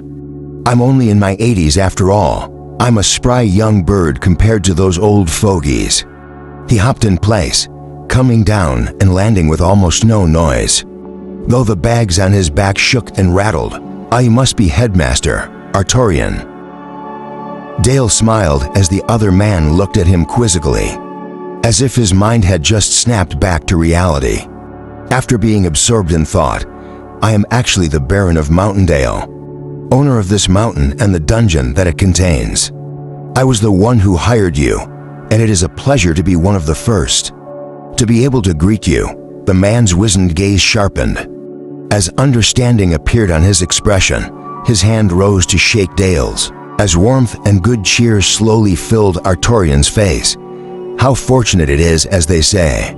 It is better to be lucky than to be good. Personally, I find that being good and lucky is my preference. Would you occur to know where my personal quarters are located? I brought everything I owned with me, and would like to set it down. A cursory glance was taken of his surroundings, filled with the scrutiny of someone that had suddenly realized they were lost. Arturian didn't seem to be having any issues holding his gear, but Dale understood what he was getting at. They walked through the gates of the academy, hearing chuckles every once in a while by students who didn't have as much intelligence as they should. When the Baron of the Mountain and the headmaster of the academy were walking together, respect should have been a given. Luckily, the two were deep in conversation and didn't particularly care about the derision of students. It simply doesn't explain the hostility and overall tendencies of these necromancers, even if they were downtrodden. Why would they not take the opportunity they had to sue for peace and maybe start their own civilization? Is it so unlikely that they would have been left alone if they didn't initiate an assault? Dale's voice was frustrated, and his aura wavered for a moment before he caught himself and devoted himself to holding the flowing essence correctly. Young man, that is a rigid perspective. They did not want peace, and I will tell you why. It is generally believed that there are three potential goals in the philosophy of war: the cataclysmic, the eschatological, and the political goals. Now, that is not to say that there cannot be another, only that they are only three of the most common. Allow me to make this into a metaphor for you. In political philosophy, war is compared to, let's call it a game of strategy. Artorian's hands were flying about as he attempted to explain with his hands. As much as his words, political players look at war, and all they see are numbers. Numbers of troops, numbers of possible resources that they will be able to take upon winning the game. This is not what our adversaries are after, or their actions would have followed a different path. In terms of the eschatological, war is used as a means to an end. This could mean a war for freedom, for recognition, for rights. In other words, there is a clearly stated goal. If I understand you correctly, this is what you are thinking. The necromancers would be pushing for.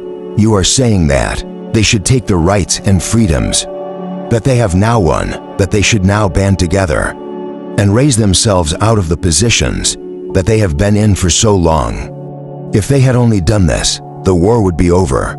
An uneasy trade may have even started. Unfortunately, they seem to be after the third option. Artorian took a moment to gather his thoughts, and even though they had stopped in front of the headmaster's new house, they didn't want to end their conversation. Now, the cataclysmic theory of war tells us that war serves little purpose.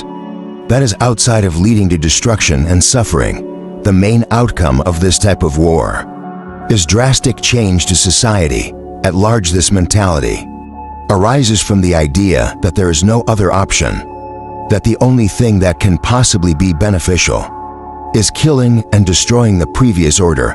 From the ashes rises a new, better society. Dale shook his head. It is impossible. Any society is going to have the same issues that plagued its precursor. Why wouldn't they try to effect change from within? Why not try to change society slowly instead of going back to square one and dealing with every other issue that society had already eradicated? King Henry, Queen Marie, they had plans for change that would have bettered the lives of hundreds of thousands over the years. Why not try? Arturian gesticulated, as if he were about to fall into a long dissertation, and his entire pack moved, clanking and clattering. The headmaster caught himself, remembering the time, and seeing the exhaustion on Dale's face, and decided to shorten his answer.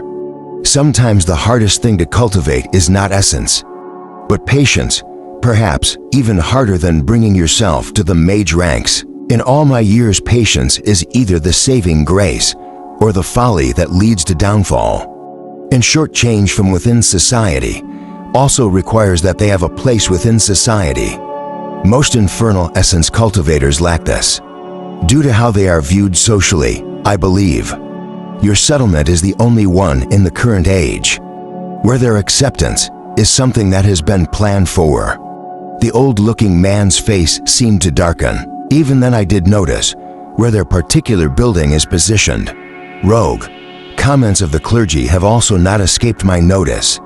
As I passed earlier, I hear there's a father present, with a keen interest in keeping an eye on them. This merely adds to what I mean about how closed off they must feel.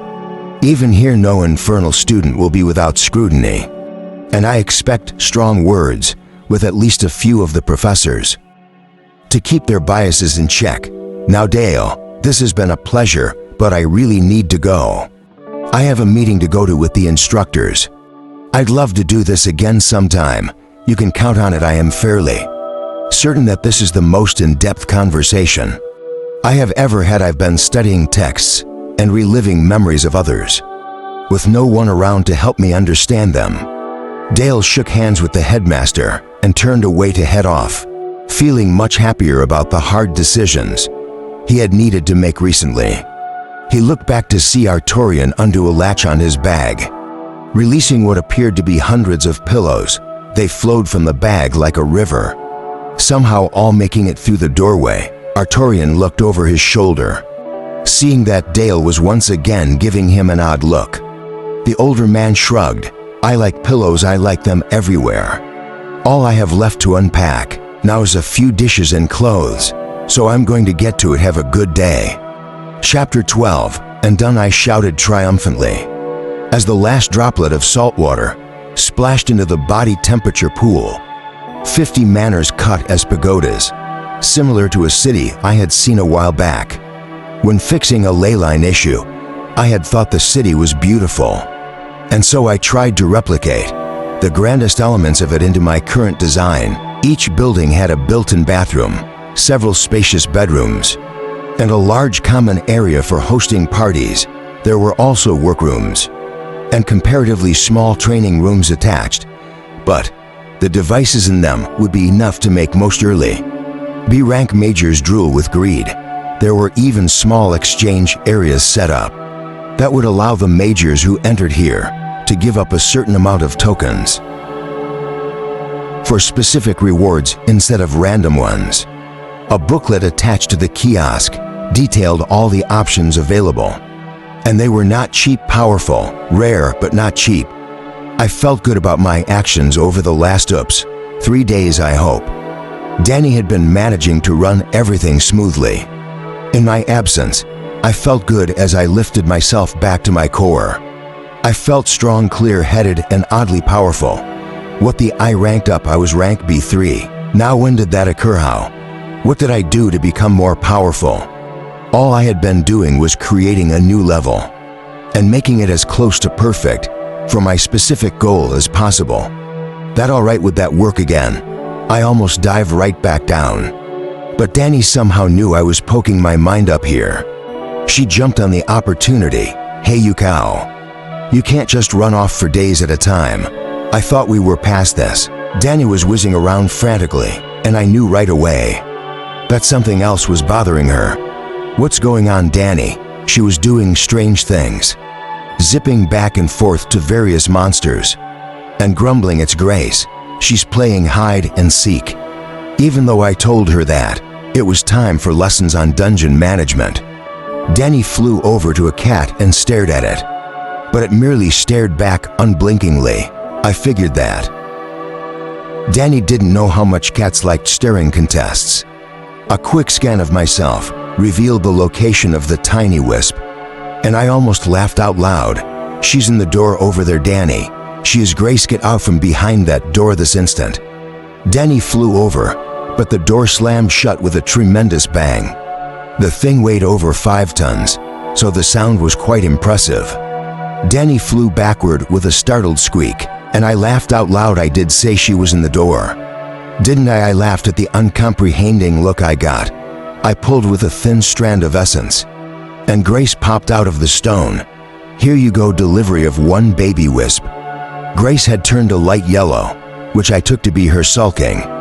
Hey, now you know I hate ruining games, but I'm more afraid of her than you, so as well you should be. Danny collected Grace and went flying off. Minya is looking for you, thanks. It didn't take long to find Minya. She was sitting on Manny and petting him at the base of his wings. That was pretty impressive, but I wasn't entirely sure why she wasn't under attack. Right now, Minya, can I do anything for you? What's going on? She glanced up with glazed eyes and a vapid smile. Oh, he is so cute. Why is it that I never get to see them get made? Because from your perspective, all you would be able to see is a full, grown creature popping into existence. It looks like someone who is invisible, coming out of hiding. Why are you hypnotizing Manny? I was really concerned. I hadn't thought the Matacore could be enthralled. Like this, I'm not doing anything to him. He's such a good boy. She pat the scales under her hand hard as she said this, leading to Manny to purr loudly. Maybe I had left too much feline in him. Minya looked up again, her eyes sharpening. I'm here for my reward. I did a lot of work for you, and I think it's time that I get something more out of it. Oh really? What is it that you are after? What was it? With my dungeon born getting full of themselves. They didn't get it for me, did they? I started a following. People that want to work for you, for the dungeon. In return for becoming powerful servants. Minya was beating around the bush, too much for my liking. Unfortunately, there are people on the surface that are seeing us as heretics, traitors, and the like. They don't seem to think that the leaders working with you is as bad as working as a part of you. Basically, they need somewhere safe to live and work. You started a cult and now need a safe haven. I cut through the fluff and watched her reaction. She didn't quite nod, but I got the idea. That's fine, really. I'm flattered they will need to make binding oaths. Of course, if that will be an issue. Let them know not to come or I'll feed them to the cats. Minya smiled and thanked me, unhooking a key gem from Manny's claws before exiting the room. The Montakori jolted and hopped to his feet, looking around and growling menacingly. Oh, so big and scary now, huh? I'm pretty sure that I heard you purring. Not 2 minutes ago, you big faker. A raspy, growling voice came from the massive beast betting, tricked out of treasure by betting. I've seen worse by. I had I don't know. A temple to make. Where do cultists sleep? Some kind of barracks. Hold on, oh, this would be funny. I went back down to the new level. The mages were recluse and made comfortable apartments along one entire wall. They were beautiful homes designed for small families, and they overlooked the beautiful tiny town I had made. They were far more straightforward than the other buildings I had constructed. And so the 50 apartments only took me around 10 hours to design. Minya had decent timing. Mages were used to a certain level of service. When they lived somewhere, the cultists probably thought they were going to become monsters or something, maybe when they had proven their work ethic, but it would be fun to see their faces when they were assigned as servants to other humans. For a good long time, although until mages started arriving, there would be nothing for them to do except for getting settled in and learn their new jobs. I worked on moving my core and the silverwood tree next, but I decided to have some fun with the elves that were assigned guard duty. First I had an essence, rich steam pour out of the ground around my core. obfuscating what I was doing. Then I quickly dropped the entire section and replaced it with a duplicate so that the run script around the room would remain fully active. As I sensed the elves trying to get closer through the fog, I ignited the gas that had laced the mist. There was a blast and billowing flame for a few long moments, and when the smoke cleared, there was only a small mound, and ashes remained where my core and the silverwood tree had been. They lost it. The elves began freaking out, shouting at each other in their language, and dropping their invisibility. One was crying, and I started to feel a little bad about my joke. Right. Without the tree, their race was going to become extinct. So this joke made them think that they were all dead. Lovely. Well, to be fair, they shouldn't have burned all their bridges. Really, this tree wasn't even mature yet.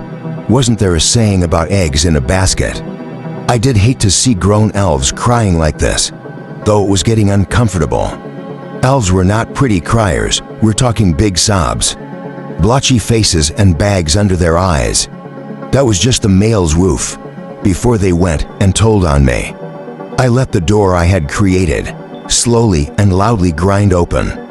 The elves looked at the new opening, tears drying quickly, and facial expressions shifting to total embarrassment. I knew that if anyone saw how they had been acting, they would be mortified. I think I had some new statues to make and display. They walked down the stairs, apparently hopeful that they would find a new level, with the silverwood tree intact. Well, that was what they were going to get, unfortunately for them. The new floor wasn't open for business right now. They walked along the houses, carefully searching for the threats of this level. Finding none, they eventually gathered around the tree, talked to each other a short while, shrugged, and returned to invisibility. Too easy. Chapter 13. I was on my way to chat with Navigation Bob when I felt something tingle. Glancing around with a hint of confusion, I felt an expanding field of essence pour over my newest floor. Oh yeah, the convergence of ley lines over what had been the ocean dungeon was finally giving me essence. It was enough that I couldn't use it all at once, and the corruption cores that I used as filters were working overtime to clean the enormous amount of water taint that was coming through. I was worried I might need to offload some corruption collectors into the reservoir. Frankly, I was surprised that I hadn't been required to do so until now, since the net of ley lines was continually expanding and growing. I had needed to fly for days to reach this disturbance in my network. I get one of the bobs to figure out their placement. No, actually, the amount of tainted liquid essence flowing through the reservoir would likely pop. Someone who tried that with a fleshy body, I'd have to take care of it myself. I really needed to find a way to delegate this stuff. Maybe I could make a few golems that could handle the situation. That would work. If they were able to draw out the necessary runes script, that was unlikely. I needed to talk to Bob first. Hey there, Navigation Bob. I was wondering where we're off to next. I smiled to myself as Bob glanced around the room, looking a bit put out.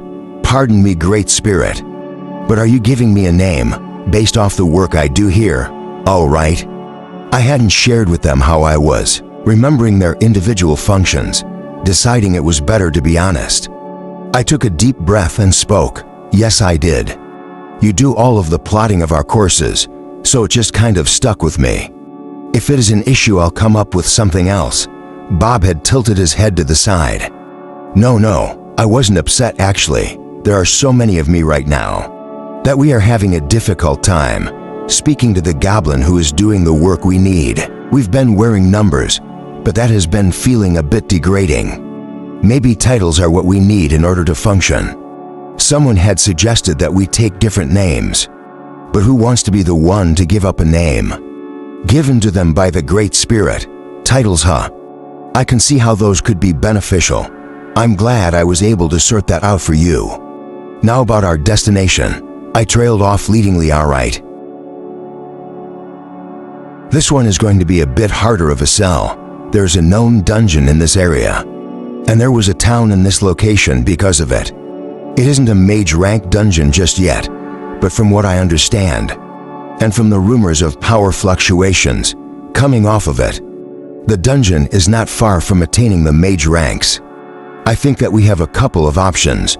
We could take the core as it begins to ascend, or nab it before it can. Grabbing a major ranked core would be much harder than taking a C ranked one. Navigation Bob pointed at the map as he explained, and I agreed with his assessment. Great work, Navigation Bob. I teased playfully. It looks like we are a few days away, so I'm going to go make preparations and get Dale to put together a team if his beating went as his master wanted. Dale isn't going to go himself, so I need another option. Oh, maybe I can get Minya to go. I'm not sure what's happening here. Great spirit, Navigation. Bob hadn't had me bouncing ideas off of him like this before. Oops. I tried to keep my manic side. To those that were already in the know, don't worry about it, I'm off. I probably should have just been quiet and vanished, but I was a tad embarrassed and flustered. Because of it, it's hard living up to the expectations of the ones relying on you, and even harder to have fun with them when they are expecting that you either can't or won't. Before I forgot to do it, I connected to the portal leading to my reservoir. Working through portals was tricky for me, but this place was technically still part of my dungeon. That made it manageable, even though I needed to expend a slightly higher degree of essence and attention in order to make things happen on the other side. I needed to carve runes along nearly the entire thing, from top to bottom, so it was a pretty draining experience. Luckily, the whole thing was mostly empty, because the liquid essence could have otherwise easily activated the runes before they were ready. Being extra cautious, I even waited to add the activation sequences until after everything else was completed. I had to say, this place was pretty freaky. It was neat, don't get me wrong, but someone who didn't know what it did could easily mistake it for something sinister. The container was 400 feet below where the base of my mountain had initially stood, and the interior was a sphere with a 20-yard diameter. This thing could contain over 4 million liters of liquid essence. At max capacity, this sucker was huge. The exterior was corruption-enhanced granite, followed by a layer of tungsten lead, a very thin layer of mithril, and then ceramic on the interior. To anyone scanning it with mana or essence, this should look like a giant ball of fecal matter. If that doesn't convince them to leave it alone, maybe the actual night soil that I deposit around it would be enough if they started to dig an entire city above me. Dumping their stuff leaves a lot of cleanup. I could just absorb it for the essence, but I like to think that this was more fun. I had even added some runes to the area that would keep it fresh for a few decades. I inserted the corruption cores throughout the ceramic layer and watched for a few minutes to make sure that everything was working correctly. The corruption in the air and liquid began rapidly decreasing, and I felt the strain of it around my own core lesson. Significantly perfect, I was worried that there would be a buildup of corruption on my lower floors that would get out of hand and drive away my new potential tenants. Not that there were many majors strong enough to get to the lowest level. The Moon Elves were the elite of the Dark Elf race, and even they only had 4 guards that could take up position on this floor. Well, I suppose that wasn't strictly accurate. Mainly the difference was that other mages were taking their time mapping out floors 6 and 7, so they could be aided in cultivation, or so their protégés could. I was also learning something interesting from the ranked high majors, Madame Chandra. She had come down here and begun mapping the floor all by herself. Back and forth she went, gathering all the possible ways I had learned to make plant essence. She even seemed surprised by a few of them. Who would have guessed that earth, air, water, and fire were a way to make plant essence, all 4 basic elements to form a single second-tier type of power. It was because plants made breathable air by taking carbon from the air and ground. They did this from some interaction with light, and water and fire was a lower fragment of light Fascinating stuff. Well, after finding that out, she had gotten pretty excited and a teeny bit mad. From there, she had mapped all of the possible ways to achieve nature essence, and after exhausting all possible avenues, she plopped down right there and began to cultivate. That hurt a bit because she drew in essence, like a whirlpool pulls in ships. Then the most bizarre thing happened. She got weaker. No, her cultivation rank dropped. She was pale and shaking. But when her eyes opened again and she smiled, I was in awe of her. She had upgraded her law. I hadn't even known that was possible. Was it because plant was a subset of nature? Could anyone enhance their powers with the knowledge I was offering? I needed to make the traps here deadlier. This now, it made sense why people kept freaking out about the paths I had made. I was going to need to put some kind of boss monster between the tiers, or this place would be flooded with extra powerful mages in no time flat. Madame Chandra went from rank a 9 down to a 3, but as her power began to ripple out from her, it struck me as more condensed, more dangerous, more whole. She was now a tier 3 nature high mage instead of a plant high mage. As she sat there, she seemed to be concentrating. She just went up a rank 2. She jumped a rank of 5 over the course of a few hours. How her knowledge of an affinity for nature must be incredible. She seemed to have progressed enough and got to her feet wearily. I could hear her speaking to herself, and I listened in closely. All those years, and that was the key. Fire, I still can't believe it, but now it makes perfect sense. He even told me that fire had a place in the forest, and I laughed at him. I could have been here for 100 years. I'm a stubborn old fool, needing to see it drawn out for me like a child. So many things that eluded me are clicking into place. My goodness. I bet fire could even be used in the growth cycle of, oof, goodness me, that confirms it. I created and dropped a jawbone on the ground, just so I could visually represent the astonishment I was feeling at this moment. She had just increased in rank again. How deep was her understanding of the natural world? And how many revelations must she have had to reach rank a 6? I was figuratively drooling at the thought of gaining access to the memories, ideas, and concepts that must be floating around her brain. She took stock of her surroundings one more time, then began making her way into the next tier, this time frowning as she traced out the possibilities.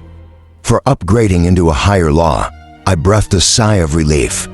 When I saw that the patterns became confusing for her, at the very least, she wasn't going to be moving to a higher understanding right now. Still, her progress and increase in power was sickening. Where before she had been powerful, now she didn't even need to call upon her mana. To dominate my golems, she would walk up to them and give them a friendly pat on the chest, and they would crumble into dust by attacking in this manner. She even shattered their cores. The resulting blasts of mana seemed to thrill her, and she stood in the reverberating power, like someone enjoying the wind from a thunderstorm. Then she vanished. What in the my? Various golems in the paths leading to the stairs exploded at that moment, the barrage of explosions, shaking the entire floor and setting me back 6 hours. I would need to recreate every one of them individually. Let me guess, she was testing her speed. At least she was heading toward the newest floor. Maybe I would have some new residents that I could study closely. Maybe a few memory cores would be gently pressed against their heads. As they slept, it was time to train my new servants. Chapter 14. Hold good folk of Basketville. Trust in your training. Prepare the warhounds and stand ready to fight. The mayor of Basketville stood on the ramparts of his town, doing all he could to bolster the spirits of his people. He knew that this would be a battle they couldn't win, but he had to try. He had to inspire and give hope to the people counting on him. The mayor looked behind him, gulping and trying to hold back the tears, threatening to pour down his cheeks. The undead were here. There were ranks and formations of skeletons and zombies, but from his vantage, he could see that there were abominations coming up from the rear. They were marching, getting closer and closer. Then all at once the undead stopped and a demon, an abyss-blasted demon, stepped out of the mass of bodies and waved at them. Human filth, the demon called lazily, obviously having used the same speech multiple times. I am here as an ambassador of the Master. I have been instructed to give you all a choice. You are to join us or you will die. These are your only options. And not choosing or delaying will ensure your demise. You have 1 minute to answer. The mayor listened to his people shouting and noted the silence of his town's defenders. They were prepared to die as long as they died fighting. No one had expected an option where they would survive the day, and this offer was breaking the resolve of more than one person. The mayor needed to take matters into his own hands. How do we know that we can trust this offer? The Master demanded that I give this choice to all before we fought with them, and to accept whatever answer they gave us. I am bound to follow his laws. The demon shrugged, then decided that enough time had passed. Your choice. The mayor looked at his people, who had just gotten a spark of hope. For the first time in weeks, we surrender. We will join you. Excellent. Open the gates so that we don't need to smash them. I am so glad you made the right choice. The demon took a step forward, and the ranks of the dead moved as he did. The stone walls surrounding the town were ignored as the gate opened and the dead poured inside. When everyone was under control and accounted for, there was a slaughter that lasted mere seconds. The demon, coated in rapidly drying blood and viscera, gave a happy sigh as he cracked open a rib bone and sucked out the marrow. He looked around at all the slain townsfolk that were being reanimated and laughed.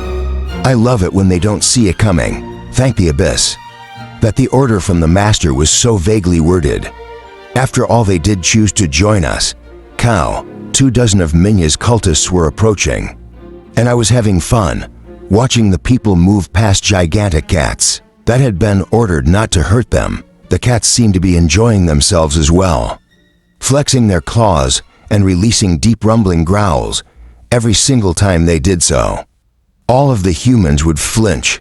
They were all only humans. As it turned out, I listened in on them, laughing at what they were speaking about. You think that she's just bringing us here as a sacrifice to the dungeon? Does it matter? If that is how I can serve the dungeon best, then so be it. This lady had some serious advancement opportunities coming her way, finally free from all that menial labor. Those guild members are insufferable. I only hope that I get the chance to ram an enchanted weapon into their guts someday when they trespass. Taking note of that guy for sure. He may not like what his job was going to be down here. If he couldn't stand adventurers, if I ever had to bring them their dainty meals or tea, again I would have added as much poison as possible and made a run for it. Yeah, I didn't think he was going to last long in his new position. Maybe I should let them see their new quarters before asking them to make the oath to my service. In fact, I would give them a day in the hot spring pool that I had created, plenty of tasty food, and let them sleep in their new beds. If that didn't make them ready to say yes to anything, I didn't know what would. Then again, they knew what they would be getting into. In terms of the oath, that is, Minya was leading the group down the service tunnels, which were usually reserved for goblins or relaxation areas for my mobs, before they could enter the 8th level. I figured it was time to get this show on the road. Stop them here, Minya. She held up her hand and the others stopped next to her. It's time for them to swear the oath. Otherwise, they will be too excited to say anything. The humans with her were standing in a deep gloom, their weak eyesight failing to penetrate the darkness that surrounded them. On all sides, actually, it wasn't just darkness that was all around them. This was also the recreation room for all varieties of cats. In my dungeon, even Snowball was in the room right now, being cuddled up to by 3 or 4 lesser cats. He shouldered them aside as he got closer to the group. wanting to be the one to get the first kill. If someone refused to swear the oath, if they had come this far at this point, I would need to consider them traitors or spies.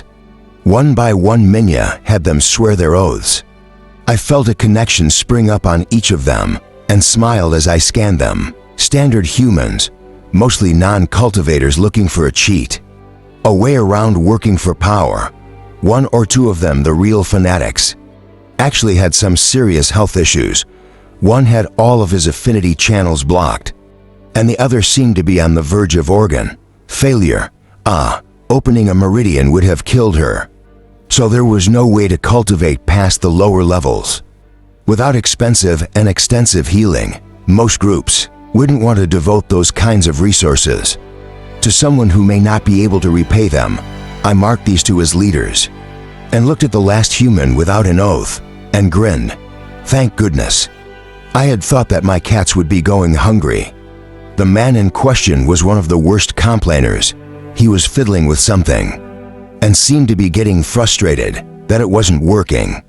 It was either a beacon of some kind or an object that would facilitate his escape. In most other situations, in this scenario, he was surrounded on all sides by corrupted stone, and I was in total control of all essence in the area. This far down in my depths, my mana was coating everything, and his low-ranked essence couldn't break through. Even with the help of the inscribed item he was carrying, now he was beginning to panic. Interesting. It must have been some sort of escape device. In that case, I was appreciative of the gift, but it was really too bad that, there goes Snowball. The other humans began to panic when one of their own was snatched away with a startled shriek. A snack for me and my cats. Sorry, Minya traitor. He had an interesting item on him though. Any idea what this is? I showed her an image of the object, and she swore loudly. Whoa, she hadn't even needed to look at the rooms or anything. That didn't bode well, I'll tell you in a minute. We need to get these people somewhere safe first. Minya looked around with some expression on her face that I hadn't seen before. I'm guessing it was something like, not in front of the new people. That was fine. I opened the door slowly, adding an air of majesty and wonder. The first set of doors opened by splitting in half, one part going upward, one down. The next doors opened by going to the left and right, and the final set split diagonally. All of these were now my people and so could hear me. When I spoke to them for the very first time, they listened to the voice of the dungeon. Welcome, my new minions. Welcome to the Mage's Recluse. If you will follow Minya, we will get you all to your new homes. Soft silver light from the silverwood tree was the first thing they were able to see, followed shortly by the glowing lights along the walkways, and in the beautiful manners, they stepped onto the floor. Jaws dropping and eyes widening at the splendor, small birds flew around chirping happily. Although the floor was locked in what appeared to be a perpetual twilight, the cultists walked as though they were in a dream, watching everything around them in awe. Their first step was getting close to their homes.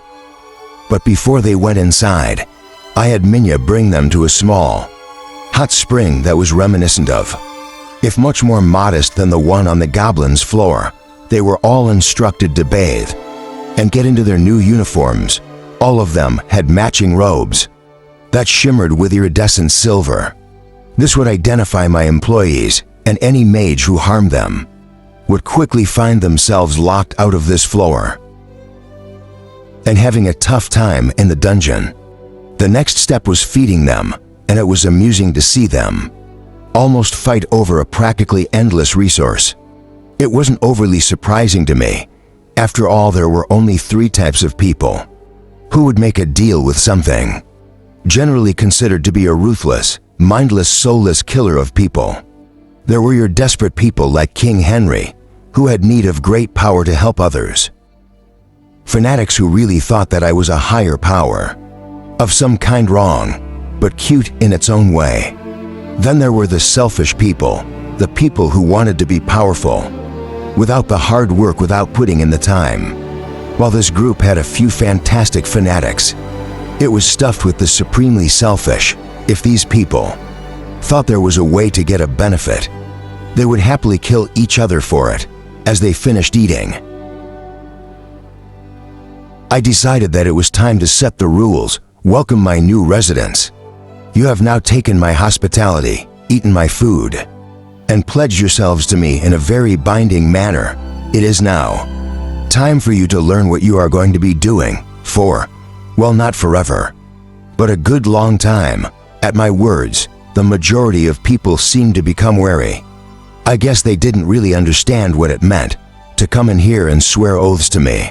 While they were about to find out, I laid out their duties and roles, putting the fanatics in positions of power. Over the others, there was deep complaining. But when the first one to loudly shout, I refused to work as a servant, simply fell over, the others got real quiet. He was checked by one of the others. And when the fallen man was pronounced dead, the others looked around in abject fear. Hey, I didn't force you all to swear binding oaths. That would kill you if you broke them. You came down here after being told that was the case. Correct, Minya? That's correct. She seemed disgusted by their behavior, shocked that they had been acting like spoiled children. Though I would never have guessed that, they didn't understand that. Next time I will ensure that my fellow parishioners truly believe. I'm still not a deity, Minya. I have no need for that, and hubris is something I'd rather avoid. She rolled her eyes and ignored me. I sent the cultists off to bed, letting them know that Bob would be here in the morning to teach them their jobs, etiquette. Bob had been given memory stones from the human courts, so it was going to be his job to command and train all of these whiners. Marge's recluse was going to be a success, or I would let the cats in here and try again with a fresh set of employees. Looking around the area, I noticed that Madame Chandra had already set up shop in the manor closest to the silverwood tree, and furthest from the others. She was taking a nap, which at her rank was entirely optional. I was amazed once more by her massive increase in power, and decided right then that I needed to make her a true ally. It was time to start doing things the human way. It was time to begin sending bribes. Wait, I had nearly forgotten to learn what Minya knew about the item. I had taken off the trader. I turned my attention to her, and she grinned at nothing as she walked. Hello there, Cal. I'm so sorry about that whole situation. If I'd known they would be like that. I really thought they were like me, wanting to see you succeed, for no other reason than to have you become powerful. It's fine, Minya. If they shape up, they are going to live very happy lives and become more powerful than they ever could have. Elsewhere, I really want to know more about this. Is it a bell? Minya stopped walking and grimaced. It's called a return bell. It is one part of a two-part item. By infusing essence or mana into the runes, the activator can ring the bell and will be returned to the other part of the item. It doesn't have that great of a range though, and it has other issues, such as, well, the first thing that comes to mind is that there are no teleport protections in place for it. If you ring that, and something has been placed over the return pad, you get torn into pieces and will probably fall to chunks. Also, infusing it with essence is slow, and the further you are from the return pad, the more power you need to add to it. Oh, and you leave behind an explosion of the essence or mana you use to power it. That guy was trying to escape and kill all the humans. He was around. Minya waved that information off, taking a deep breath before continuing. The most important point: that particular item is exclusive to the adventurers. Guild-only high-ranked people can get access to it, and even then, it is almost only used by guild spies or informants. If the guild is acting like this, we are going to start having serious issues with them, soon at a time where we cannot afford to do so. So you are saying that the guild is trying to spy on us? Literally the most powerful organization on the planet. The group that has members from all races, that has its hands in every political venture, is spying on me. My voice was incredulous, and for good reason. The guild had members that could tear this place apart. So having them spying on me was something I had never bothered to consider. Well, they are at least trying to. But why? Chapter 15. I don't understand what I'm doing wrong here. Dale's entire body language screamed frustration. This is a simple application of aura. Isn't it? Is anything really so simple? Dale, has there been a time when you have made real progress without also suffering setbacks and consequences? Craig was trying to help him through learning various aura signatures, but Dale kept meeting with frustration. Aura is very difficult to master at the beginning, though progress increases rapidly as you use it properly. I just don't understand why such a minor difference should make such a drastic change in the outcome. Dale's voice was full of defeat, making Craig want to roll his eyes in annoyance. He held himself back, thanks to his long years of training as a monk. But it was a close call. Dale, the difference between blood and water is a few extra minerals and tiny, meaty chunks. Yes. Craig paused only a moment before launching back into speech. Do you think that replacing your blood with water would let you be as comfortable as you are currently? Oh, come on, that's different. Craig reached forward and poked Dale in the head. Of course it is. That's what I'm trying to say. Now I understand that this is a rare application, but it will give you versatility. In the lower levels of aura that are hard to match, it would be an amazing defense against nearly all forms of attack that are not purely physical. Also, you can thank your friend, the dungeon, that we have this information in the first place. Oh, what a generous donation. Dale deadpanned. The dungeon is amazing after all. Is there any more information or help you can offer? Well, I'm sorry to say that this is simply one of those auras that I am unable to create or control. Luckily, you show extraordinary control for your rank. So the real issue for you is maintaining and empowering your aura. I'd say you have a leg up on a few C-ranked folks. Craig patted Dale on his back and smiled kindly. Try again. I'm still trying to figure out why. I am trying to learn to create a disenchanting water aura, Dale grumbled, as he deftly began to move strands of his aura around. He needed to ensure that he got everything correct, but he couldn't let the water touch him. Craig had him practicing over a small chunk of cursed earth that they had excavated from the dungeon. Dale's attention had slipped during his reverie, and he was jolted back to reality as Craig tore a chunk of his essence out of his hands. Once again, that was a nasty contact poison you just created, Dale. Maybe my comment about your control was preemptive. Craig was shaking his head at his student. Are my lessons so boring that you would rather have your arms cut off than keep learning? No, it's just that. Dale was cut off as a door slammed open, and a guild representative rushed in. Burndale, the man, was gasping. An impressive feat for a cultivator that had done something as simple as running. There's a man here from guild headquarters. He is demanding to see you and all of your counselors. Thank you. But why is this so urgent? Dale walked over to a nearby table to get a glass of water for the distraught man. He said that if you are not meeting with him in 30 minutes, he would tear this mountain out of the sky and drop it in the ocean. The man shuddered. My lord, that was 20 minutes ago. We couldn't find you. I'm sorry, what now? Dale ignored the voice in his head and left the room at a sprint, the already exhausted guild member running alongside him to bring him as close as possible to his destination. One final door barred the way, so Dale threw it open, smashing the wood to splinters as it impacted the wall. A thick man in armor with deep rune scripting turned and glared at the new arrival. Barondale, yes, I'm here. Dale shook himself out of his panic, clearing his throat and trying to appear presentable. There was a suffocating feeling given off by the man, just by him existing and being in the same area. Good, we are finally all here. Dale, by the authority vested in me as liaison to the guild, I hereby order you to stand aside. in matters pertaining to the dungeon. You are also to hand over control of the city of Mountain Dale, the large man. Sneered at this obviously narcissistic naming, schemed as someone more qualified to lead it. The guild will also be assuming control of this academy and taking a direct hand in the running and maintaining of the building and curriculum. All students will be given higher quality resources, as well as entry to the guild upon completion of their academic studies, and be excused from service until they reach at least the C ranks.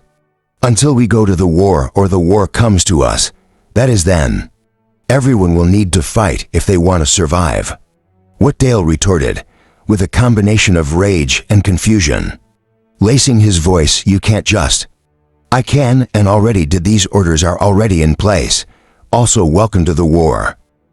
The unknown man had a smirk appear on his face. At that comment, all guild members are ordered to submit themselves to the war effort. We had politely asked for reinforcements against the necromantic horde, but we are past that now. The other members of the council had also gathered in the room, and High Mayor Amber stepped forward and glared at the man. Even so, you cannot remove him from his position. Baron Dale was confirmed in his position by 2 separate kingdoms. And you silence. The man cut her off with a single whiplash word. I know exactly how he got this position, and I also know most of what has been going on here. Unfortunately, both of those kingdoms have fallen already. I understand that. Surviving members of the royal families are living here, but they have no power as it stands. They could not order a single person to respect their authority. They have none. They are currently fairly strong civilians. That is all. The man waited a few moments so that his words would sink in. You will comply with my orders, or you will be tried for dereliction of duty. By me, the penalty during a wartime situation is death. Oh, also, all titles of nobility given to the members of fallen kingdoms, queendoms, fiefdoms, or political groups are now null and void. There's no more Baron Dale. There's only Dale, a man who earns a 5% stipend based off of the export or sales of goods. From this dungeon, you no longer are the ruler, leader, or owner of this land. It belongs to the guild also. The lavish suite you were granted has been repurposed. We will hold your items for 1 day to give you time to find a new place to live, and your goods will be delivered if you do so. What? Dale couldn't believe what was happening. What about my projects, the commitments the city made, the alliances we have secured? All deals that have been made will be honored by the guild. Heck, we'll even give bonuses to the people who set them all up. The man seemed to be getting upset by having all these low-powered fools staring at him. In fact, the Dark Elves are going to be getting special deals and requests from us. It's already been discussed, agreed upon, and sealed with their leadership. I did nothing of the sort. Brianna stepped forward threateningly. Do not overstep your bounds. She was cut off as the man unfurled a document that had the stamp of the Dark Elf Queen embossed on it. No one would be foolish enough to falsify that seal, as it would mean their death, the death of their families, and possibly being raised by a necromancer, just so you could be killed again. I'm done now. Get out of my sight, all of you. As the others slowly started moving away, shocked by the brutal change, the man softly growled a few more lines that were almost hard to hear. Been here living it up, relaxing and playing with the dungeon. The rest of us have been working to save the world. Things are going to change around here. Things are going to change. Brianna appeared next to Dale for an instant and murmured into his ear, he can't take away your elven authority. Remember that, Duke Dale, only my mother could. And that was not included on that document. Then she was gone like smoke in the wind, leaving Dale to wonder how this information would help him. A state of shock had set in, as what had previously been the council walked away from the meeting room. Tyler reached out and gripped Dale's wrist. Dale, are you okay? You know what? I just don't know, maybe this is for the best. I don't think that I have what it takes to be a noble anyway. Take a look at my city. I either care too much about issues, or I don't seem to care at all. I could never seem to find a nice middle ground for moderate care distribution. Beyond that, when was the last time I went dungeon diving? In this dungeon, I've been in meetings and training, but I haven't progressed much further because I am not actively cultivating. Dale chuckled darkly, and all the others could do to help was pat him on the back and disperse. After all, without land, a title in the human areas, protections from multiple kingdoms, or enormous piles of money, Dale was just a D rank for cultivator. Everyone else was someone with actual power, or at least responsibilities, in moments. Dale stood alone in the hallway. Chapter 16. Well, hey there. Dale, at least you've always got me, as in feel free to come on down and visit. Snowball in particular is eager to see you. My voice seemed to startle the man out of his stupor, and he walked off with an angry spring in his step. What's the rush? Dale got a hot date. Nope, I just lost almost everything. And my only hope now is to become powerful enough that people can't take away the rest of it. I've pissed off a bunch of nobles that no longer need to worry about retribution from the crown or governments. Dale started walking faster, his inherent paranoia ratcheting up another notch. I'm already in the guild, so my only hope is the guild. Even though they just screwed me over, it is highly unlikely that such a large organization holds personal animosity toward me, but I need to take precautions. I mean, the Dark Elves have a deal with you directly, don't they? These guys were pretty powerful, and it was unlikely others would pick on Dale. I can't rely on them, as I have no political clout anymore. Someone killing me off gets them out of any obligations they have to me. No, I need to do something outrageous. Dale was jogging now, which to mere non-cultivators would be an unattainable sprint. He ran into a building, right to someone sitting at a desk.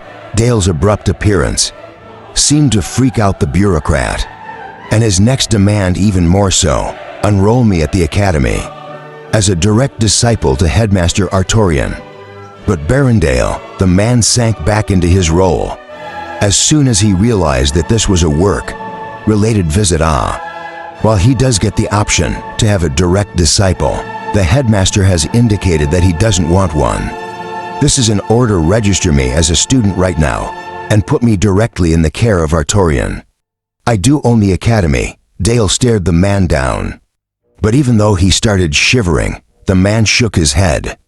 I can make you a student right now, but this needs to be approved by the headmaster. He has a level of autonomy that I as a simple administrator can't touch. They wouldn't want me making decisions for the high and mighty, right? Handing over a form, the man continued. You need to have him sign this, and your new position will take effect right away. Welcome to the Academy, Cadet Baron. Thank you, he just needs to sign this. Dale grabbed the paper, and when the man nodded, Dale ran out of the room. He charged over to the headmaster's residence, pounding on the door as soon as he arrived. What is going on down there? Artorian's head peeked over the edge of his roof, his expression clearing up as he saw Dale at the door. Oh, if it isn't the young noble who started the academy. Please come on up. Dale had no idea how he was supposed to do that when the door was locked, but he decided that he didn't care much about property damage. Right now he turned away, coming back with a running start. His momentum let him get a few feet up the wall before slamming his metal-clad boots into the wall, creating footholds. Pushing off, Dale only needed to jump twice more before he was standing in front of the headmaster. Didn't you build this place? There's a stairwell in the back. Artorian was fully surrounded by pillows. In fact, the entire rooftop could be called a hedonistic hotspot. Exotic foods and drink were on display. A hookah was releasing a small amount of smoke, and not a single inch of the rooftop was visible. Pillows of various thickness and color covered it entirely. Oh, shoes off please. If you are going to be staying, what are you doing up here? Dale was shocked at the tendencies of the headmaster, and this was his first day on the job, cultivating. and preparing for my meetings with the other faculty. Arturian took in Dale's disheveled appearance, noting the paper in his hand. "What are you doing here, Wright? I need you to sign this." Dale handed over the form, but after reading it, Arturian recoiled as if he had been handed a snake. "Are you out of your mind? I can't devote the required time a direct disciple would need from me. No thank you for the offer, but I am not interested." He tried to hand the paper back to Dale, but the young man shook his head. "I don't need your tutelage. I need the protection and resources that would come with being your disciple. You don't even need to provide them. The Academy will do that." Dale looked the headmaster in the eye. "I know the exact requirements you need to fulfill in order to become the headmaster permanently. I also need to join the Academy, and I need you to sign this right now. You are bribing me, or is this blackmail of some kind?" Arturian shook his head, then grinned. "I like it. A cultivator needs to know when brute force will not work, and when they will need to turn to other methods."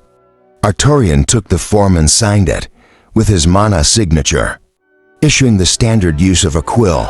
After handing the document back to Dale, he seemed to come to his senses and hesitantly voiced the thoughts in his head. "Now that I think about it, why do you need to be a disciple? You own this place and all the resources." "Not anymore." Dale shook his head and sighed. "The guild has removed all power from anyone, from the fallen kingdoms as they are calling them. All titles of nobility are gone.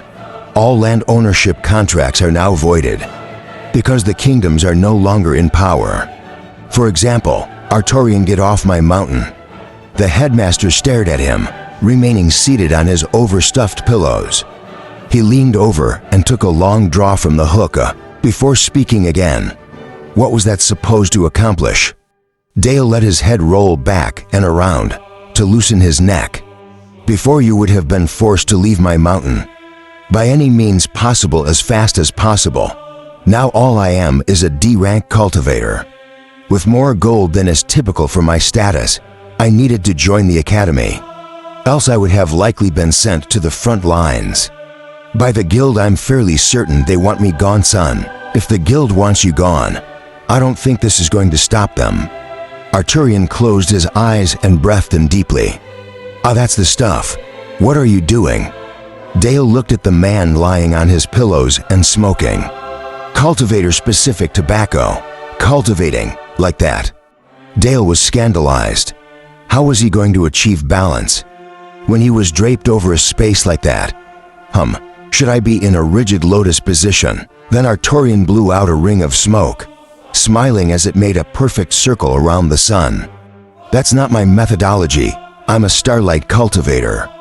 I need as much of my body open to the sun as possible." "Art, are you naked under those pillows?" Dale felt slightly sick about that thought. Wasn't he going to be meeting teachers soon? Also, Starlight, why aren't you cultivating at night? What does the sun have to do with it? Is this knowledge that you truly seek to learn? No, not that information. I'm clothed.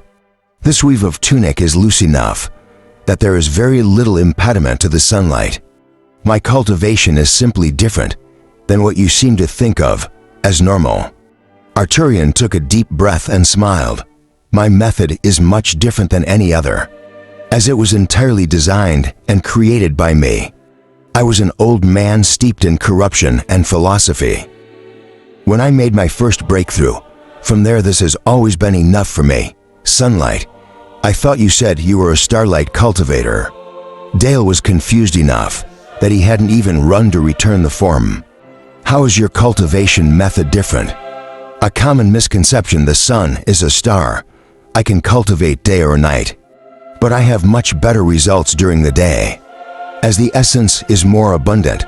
Of course, this dungeon and my proximity to the dungeon are excellent supplements to my method. My cultivation is focused on the outward instead of the inward. If you look at me with essence empowering your eyes, you should be able to see that there are no spirals. In my cycle, only circles. My entire cultivation base is circling outward and blazing with starlight. I am a beacon to those looking at me, and the light purifies my core and body daily.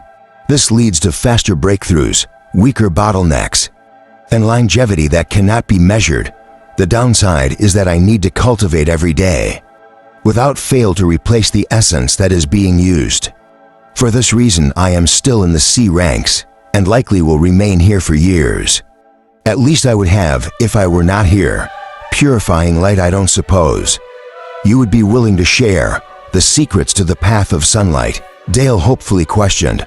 I see no reason not to. Dale's eyes widened at the thought of using sunlight as an aura to begin purifying himself. 12 parts water, 1 part air, 3 parts fire, and 8 parts celestial essence. No way. Dale shook his head. Are you telling me that you had 4 naturally occurring affinities? You would have never made it to your 50s. Dale, why do you think that? I am still using my essence to purify myself. Arturian made a go-away motion at Dale. 30 years is not enough time to remove 50 years of taint. Now shoo, my instructors should be arriving any time now. Dale nodded and did a backflip, landing on the ground a dozen feet below. Arturian's voice floated down after him. Show off. Dale took off, returning to the administration building. He was apparently expected, because the bureaucrat that had helped him previously was now glaring at him. Hello there, Baron Dale. I've been informed that there have been some changes to your status recently. You should have never been admitted to the school. You have no backing, no extraordinary talent. No, indeed. There have been some changes. Dale cut the man's rant short. I am now the direct disciple of the headmaster. Here's the form. After handing over the paper, Dale waited until the man grudgingly gave him his room, assignment, and the tasks that he would need to complete in order to remain enrolled in the academy as the headmaster's disciple. You have extra quotas and deadlines for advancement. You can attend any classes you want, but the only tests are advancement. Missed the deadlines on what you need to give to the school, and you are gone. Now that Dale was no one of importance, the attitude toward him had already shifted dramatically. Good luck. Chapter 17. You think so, do you? I was gently scoffing at the man who was walking by himself in the dungeon, shouting orders at me. Dungeon, if you don't start flying toward the coordinates I've given you, I will knock this mountain out of the sky and drag it to where I want it to go. This was the 3rd time he had shouted this order, and I was starting to think he was a bit too full of himself. Sure, he was an S-ranked individual, and I had no idea what he was actually capable of.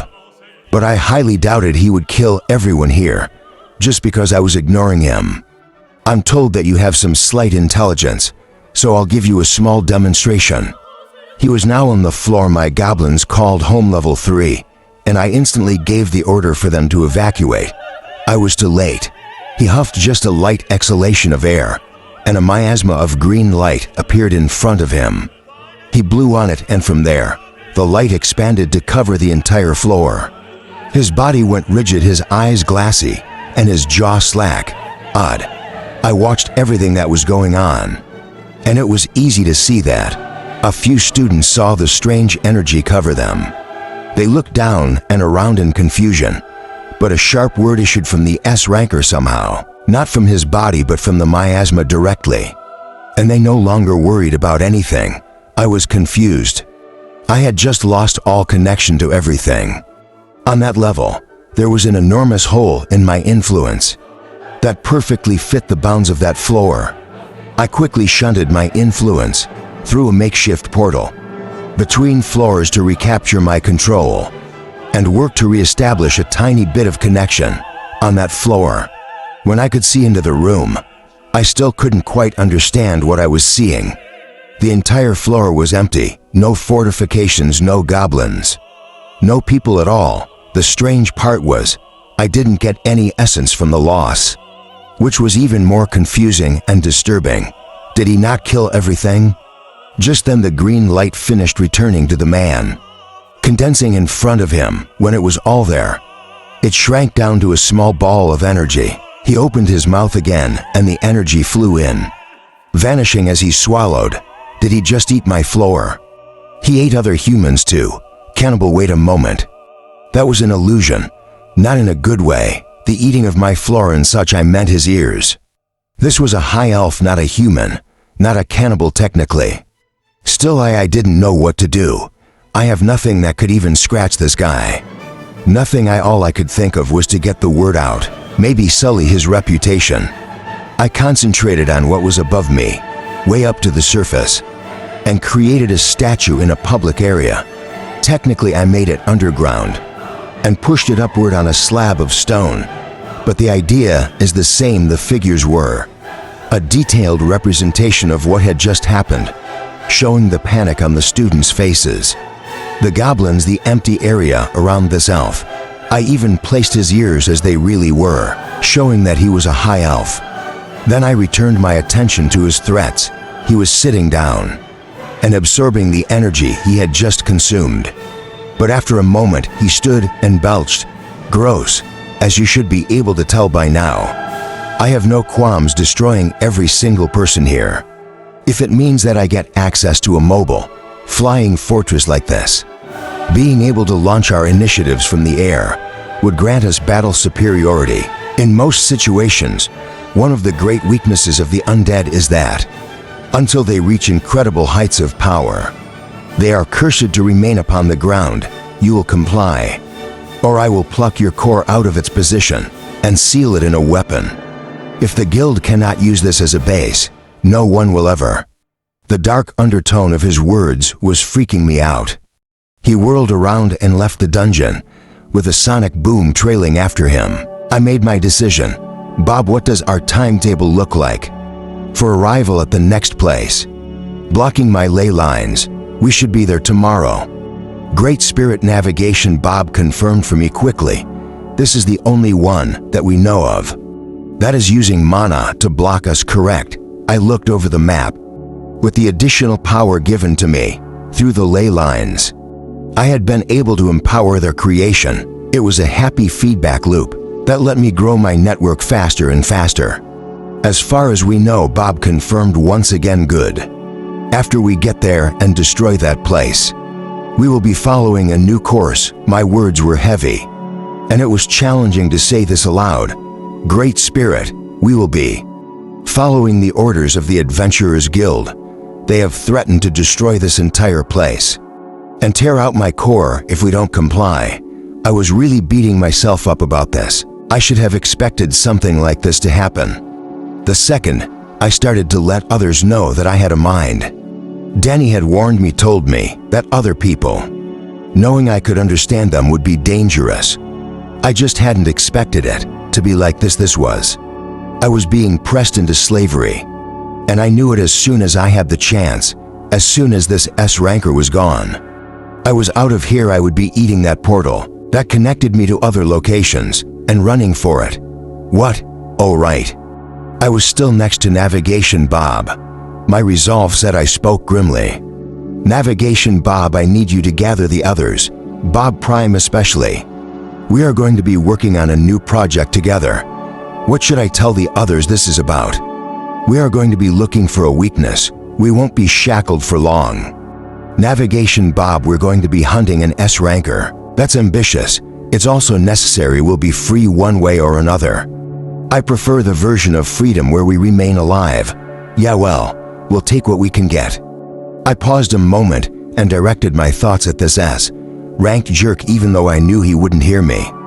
I hope you live each day like it's your last. You know why? Because I am going to kill you. But I'm also awful with dates and schedules. Dale, Baron Dale. A messenger was running up to the new cadet, but Dale held up a hand to forestall any information. I'm sorry to tell you this, but I am no longer a baron. Is this message still applicable? Dale questioned the heaving courier, hesitating. The man eventually made a no-idea gesture and relayed the information. A statue came out of the ground in the main courtyard. It shows Guild Elder Sorbir. It depicts him killing a dozen students, along with nearly 100 goblins, and spit it out. Dale barked at him, already disgusted by the details. It was nice to finally learn the man's name, though that had been a poor choice of words. even if Dale didn't know what had happened yet.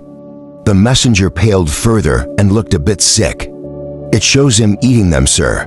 You're joking," Dale flatly responded, not quite able to comprehend the joke. The man was telling him, "I'm not. All right, Dale went silent for a moment. "Please go find Hans, Tom. Adam and Rose, do you know who they are? I do. Your party is well renowned. That is, many people talk about you, now." Blushing after saying a little too much, the messenger almost ran off right away, but was stopped once again. "Thank you for letting me know you think of us. Hopefully in a good light. Can you ask them to meet me at the entrance to the dungeon as soon as possible? After that, find one of the council members, not Tyler, and ask them to retrieve that statue. I am going to go down and take a look at what happened." Dale waited until he got a nod, then tossed the man a silver coin and went to get prepared. "Why are we fighting this guy? Why is he randomly killing people? It doesn't even make sense. For the guild to be acting like this." Dale waited patiently for everyone to arrive and explained the situation to all of them. Hans, as usual, was the first to speak up. "How about we get the heck out of here before we piss him off? Do you know who he is? His name is Solbert, but he is known as Barry the Devourer. He is able to infuse his entire cultivation and soul into an attack, converting everything affected into essence or mana. Do you know why? He can just kill anyone or anything he wants. Because that was part of his contract to get into the guild. He was so strong that they were forced to recruit him, instead of sending an army of fellow rankers after him for this guy to be here. Something must have gone really wrong. The war must be going worse than we expected. Or we're told. Are you telling me that sending proof that he killed a dozen people out of hand to the guild will be ignored?" Dale froze up at Hans's nod, entirely uncertain how to deal with this situation. "So if we do nothing, we go to war. If we do something, he might eat us." Rose almost gagged at the sickening thought. "At least we know why. He isn't going up against the necromancers directly." Adam shook his head, then flicked his eyes back and forth at the people, giving him strange looks. "What, seriously? You just said that he invests his soul in his attacks, don't you think a necromancer would be able to take advantage of that?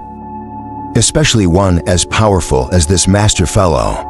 "Well, that was just a rumor, but it does make sense." Hans rubbed at the stubble growing on his chin. "So now what? I don't know about you, but I joined the academy so that I wouldn't be sent off to war at my current ranking." Dale tossed his gauntlet-clad hands into the air in frustration. "Apparently it's just as dangerous to stay here though.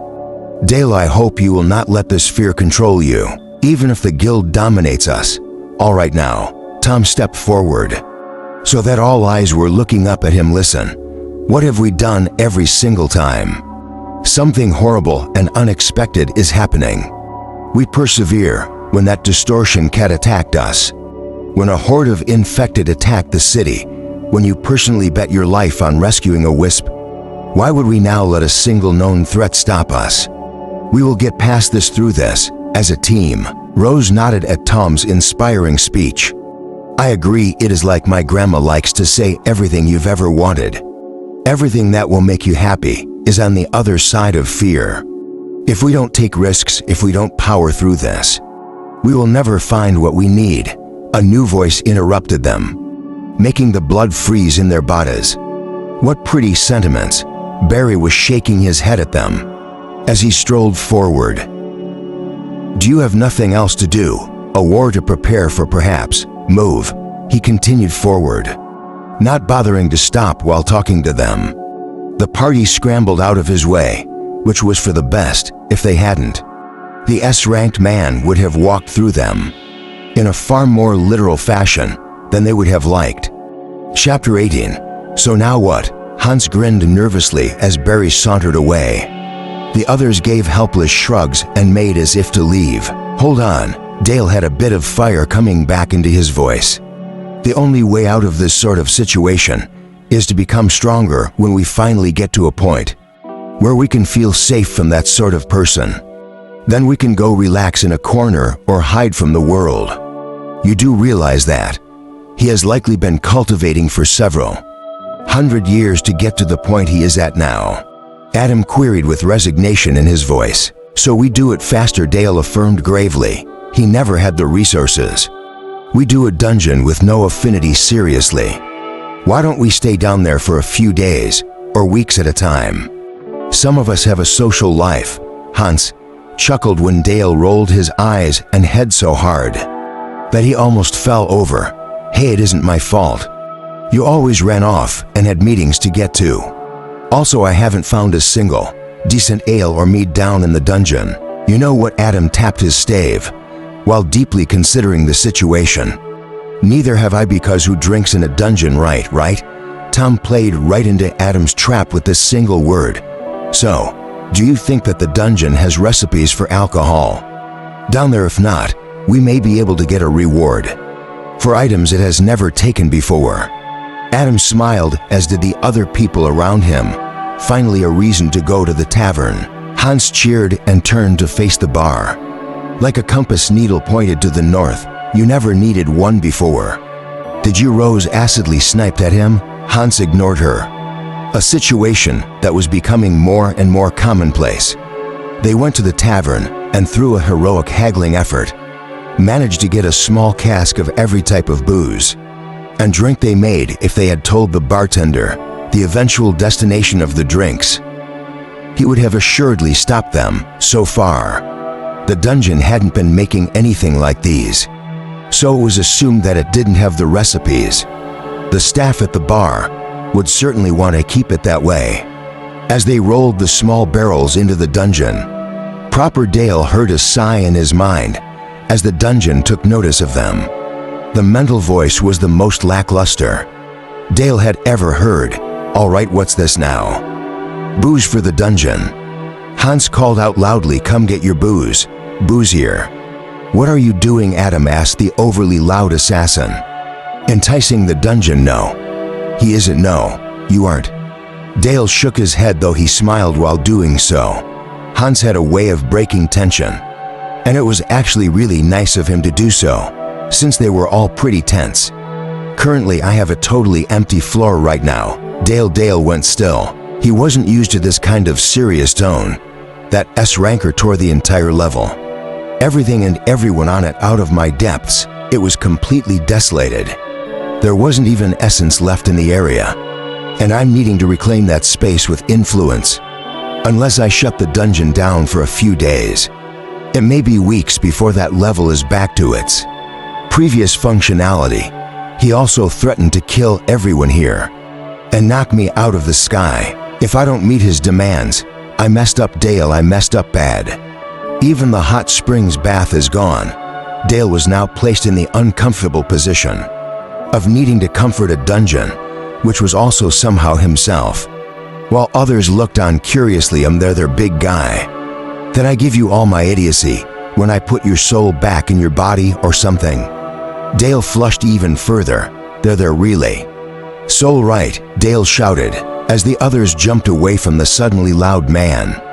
Cal, I have information. Really, it is only a rumor. So don't get too excited. That Barry puts his entire soul into his attack. When he does something like that, does that sound realistic or at all familiar? We think that is why he isn't on the front lines fighting necromancers. It kind of does now that I think about it. Dale waited for a few moments, and just as he gave up and was going to do something else, the conversation continued. Interesting. I may actually have something that I can do about it. Not for a while and not for certain, but maybe. What do you want for this information? The booze too, I suppose. Dale looked around, and sure enough, the small barrels were gone. Sneaky. We want safe areas on each level. We want to stay down here, cultivating for days on end, without needing to worry about being attacked. All the time. Safe areas. That might have been a better idea than making an entire town down there. I'm sorry, what? Dale wasn't sure that he had heard Cal correctly. Don't worry your mutated little head about it. So you just want areas where you can cultivate. Who wants to sit in a room doing nothing but breathing all day. That sounds dreadfully boring. If you'd rather just offer us essence directly. Dale trailed off, getting a more verbose response than he expected. Go fight a cat, do your own work. Or fight and steal essence like you were designed to do. Seriously so needy. I hope you took all that personality trait with you. When we split last time also, yes, I altered your meridians a bit, making them larger and more durable. Drain essence to your heart's content. You can get that stupid look off your face now. Dale tried to get his facial expressions under control, but the negative surprises of the day had made it hard for him to ignore. Even the small positive one. Thanks for the information. I'll look for those safe areas. All he got in return was a disgruntled noise. I take it from your half of the conversation that things went well. Rose smiled at Dale, bringing him back to the present. They did. We have a lot of work to do. Dale had fire in his eyes and a wide smile on his face. His regained confidence and his enthusiasm inspired the others. So they gripped their weapons and descended deep into the dungeon. We are going to stop on each level and cultivate until we feel that we have gained all we can from that floor. We are going to hunt any creature with a core, and eventually we are going to become powerful. More than we already are. Tom raised a fist into the air, punctuating his misplaced enthusiasm. After roughly 20 minutes of exploring, Rose chuckled as she punched a wall and revealed a small silver chest. I've missed these. Do you guys remember when fighting standard bashers was a challenging endeavor? Wasn't that about 2 months ago for you? Rose Hans laughed as she flushed. Nothing to be ashamed about. It just shows how far you've come. Oh, obviously she had been prepared for an insult. Thank you, Hans, that's true. No cores or really anything of value for us. On this floor, Adam was leaning on his staff, looking bored unless someone was injured or he was directly under attack. His main job was staying out of the way. If you all don't mind, I now have quotas of materials, components and mob kills that I need to turn in if I want to remain at the academy. Dale was stuffing the bashers into his dimensional bag, but no one had said anything about that oddity yet. If any of you want to join the academy, I'd recommend making a stockpile as well. My grandma just had to drive for me to join the guild. Rose grumbled softly. Now, I might need to join some. To Copper School to stay out of a war. Hey, Dale's eyes went wide. I built that school. Hans shook his head. Really, people. I know you don't see it, but the guild is awesome to be in. This particular situation isn't super wonderful, but usually the members start out just like us and work their way into recognition based on good stuff. This guy Barry, I mentioned it before, but things must be even worse than we thought for him to be out and about. Knowing he is a high elf, nice statue by the way, makes it even more concerning. They must think that the entire world is at serious risk if the upper echelons are starting to show up, or they just wouldn't care. Tom considered his words. So you are saying that we should try to work with him and just hope for the best? Hans shrugged and nodded. I'm saying that there is likely a lot we aren't aware of, and we can't afford to be short-sighted or to actively work against Barry. If we do, there is a good chance that we will die. All of us worldwide. Chapter 19. Hey there, humans. I cheerfully greeted my cultists turned servants. A few looked around with excitement, but the reactions were far more mixed than I preferred. Tiny update. I have decided to stop calling you cultists and have determined that you will be called my attendants from now on. Ups, I guess. I had only been calling them cultists in my head. There was an awkward silence as I waited for their reaction, and I sighed when only the two known fanatics reacted positively. Ah well, if this group had been the cream of the crop, they wouldn't be here doing what they were doing. It was never the strong and confident people who gave up everything for more personal power.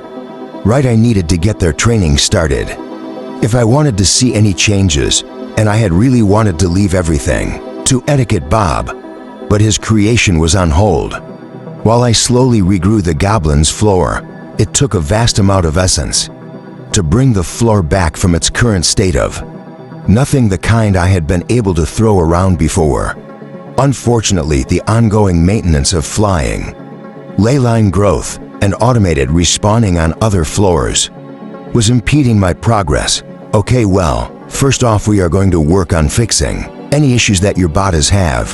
For most of you, that is going to need to wait until we get some of that corruption out of you.